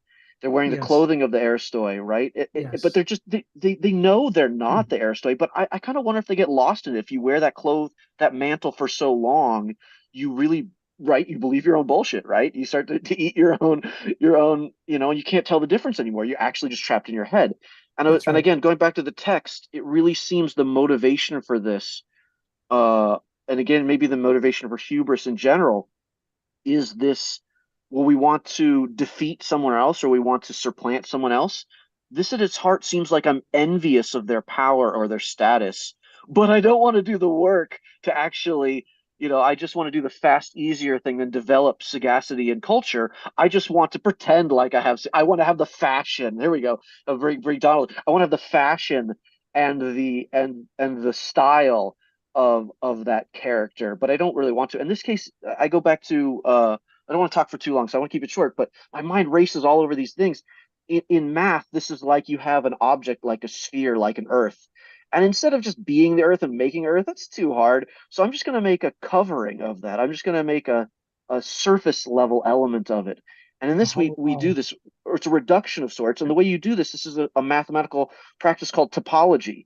I'm going to emulate or I'm going to guess what's underneath the surface by creating a very accurate surface, which Right. is total garbage. I really hate this in math. That again, people buy their own bush. They say, "Oh, yes, this is a good covering. This is a good covering." Like it's literally a surface element. It's a reduction. It's not the same thing, but you think it's so good as a prediction, you just use it as a substitute. And in Yes. this math does this all the time. Is we're talking about math being the purity of things. There's a function where you reduce things by differentiating. This is reducing them into little pieces and then trying to minimize the amount of space in between them in terms of the energy you use. This is called the Lagrangian. This is how all physics does this kind of stuff. This is how calculus differentiates in between different dimensions. And if you want to do the opposite, which is the holistic style thing we were talking about, integrating, and I forget the sort of word we were using for this when we're doing sort of an integrated process. It's almost like genosis here. You do the opposite. There's a mathematical function called the Hamiltonian, where we're trying to maximize. But in that's actually maximizing utility. So Right. utility in this case is real utility, not a covering of utility. It seems like real utility is Aristoi, and sort of emulating the cheap, fake, stylistic version of it is just the Banausoi sort of doing a covering, doing like a cheap imitating trick. And this is also very human. They're doing a meiosis. They're imitating it, but they don't want to do the real imitation because that's way too much. That'd be years of doing it. It's like rather than be an anesthesiologist, I'm just going to follow Sharon around for a couple of days. I'm going to dress like her. I'm going to wear her clothes. I'm going to say the same thing she does, and nobody's going to be able to tell the difference except when there's a real situation and she's got to do anesthesiology and I have no idea what I'm doing. I'm like crap. But as long as I stay out of the real element, I'll be fine. No one will care, right? So, anyways, I think that's a good point there. Yeah, it's interesting stuff. And I think one thing that you could add to it is the idea, and I think this is, Donald would say this is legitimate Kenneth Smith perspective, is that the difference between an Aristos and a Benausos, the things that an Aristos cares about that are essential to the long-term health, the Benausos, they're invisible to the Benausos. He doesn't see himself as being a fake Aristos. He sees the Aristos as being a promising but somewhat inefficient and sometimes frustrating Benausos. And he thinks Benausos is as good as it gets. And so he thinks, I know I've been working for you and you've had some good ideas, but you really aren't running things as efficiently as you could be. I mean, you could make so much more money. How about this? How about instead of me working for you, you work for me, and I'll make things really fly. And I won't treat you badly because I admire the things that you've managed in your fumbling way to get right over time. But you really shouldn't be in charge. I should be in charge. Are we saying like short term versus long term? It sounds like Benoit are doing the short, easy thing. That's short term, and the Aristotle are looking just long term. And long term's way too hard, so just the short, easy. Is that kind of? Well, yeah, because the other thing doesn't exist at all. There's no such thing. There's no such thing as principles. There's no such thing as arete. There's no such thing as sophrosune. Those are all just, at this point they come to believe that's just rhetoric. That's not real stuff. Myth. The Benauso, I think that's those are lies. Those are convenient stories. And so sure, we can say those things to the rubes, but between us, we know that that's not real stuff. Real stuff is pragmatism. That's the only thing that's real. Benausos. Oh, that's what he thinks he's doing, right? When he works his way in, he says, "Okay, obviously you Aristo have a fashion and a certain way of speaking, and I can do that because I'm an Aristos. Obviously, I'm an Aristos." Right? But I'm a better Aristos than you are because I'm not so inefficient. That's his model for success. So he's just scaling up his model for success. Yeah, that's right. Really, it's for the good of everybody that he be in charge and reduce everybody to wage slaves. It'll make the world better. Sharon, tell us what's on your mind, and then we'll wrap up there. Yeah, I'm going to be very quick because I like the first 4 sentences of this paragraph here, because it feeds into one of my favorite ideas about the power of rhetoric. And we are living in that time now. And there are a couple of phrases, like he said, it was not the lower, but the middle class, the Banasoi or utility and money-minded personalities who evolved opportunistic methods for triumphing over the critical intelligence of the Aristoi. I have friends that I used to think were good friends, and this is my political angle. I can't understand how they are supporting the Republican nominee.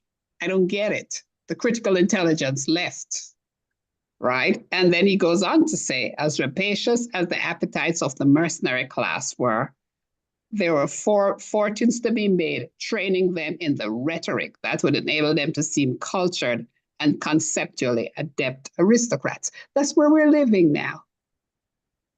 That's right, where we're living. Mechanical verbal facility and shrewd understanding, particularly shrewd understanding of popular psychology, were far easier to develop than sagacity or culture.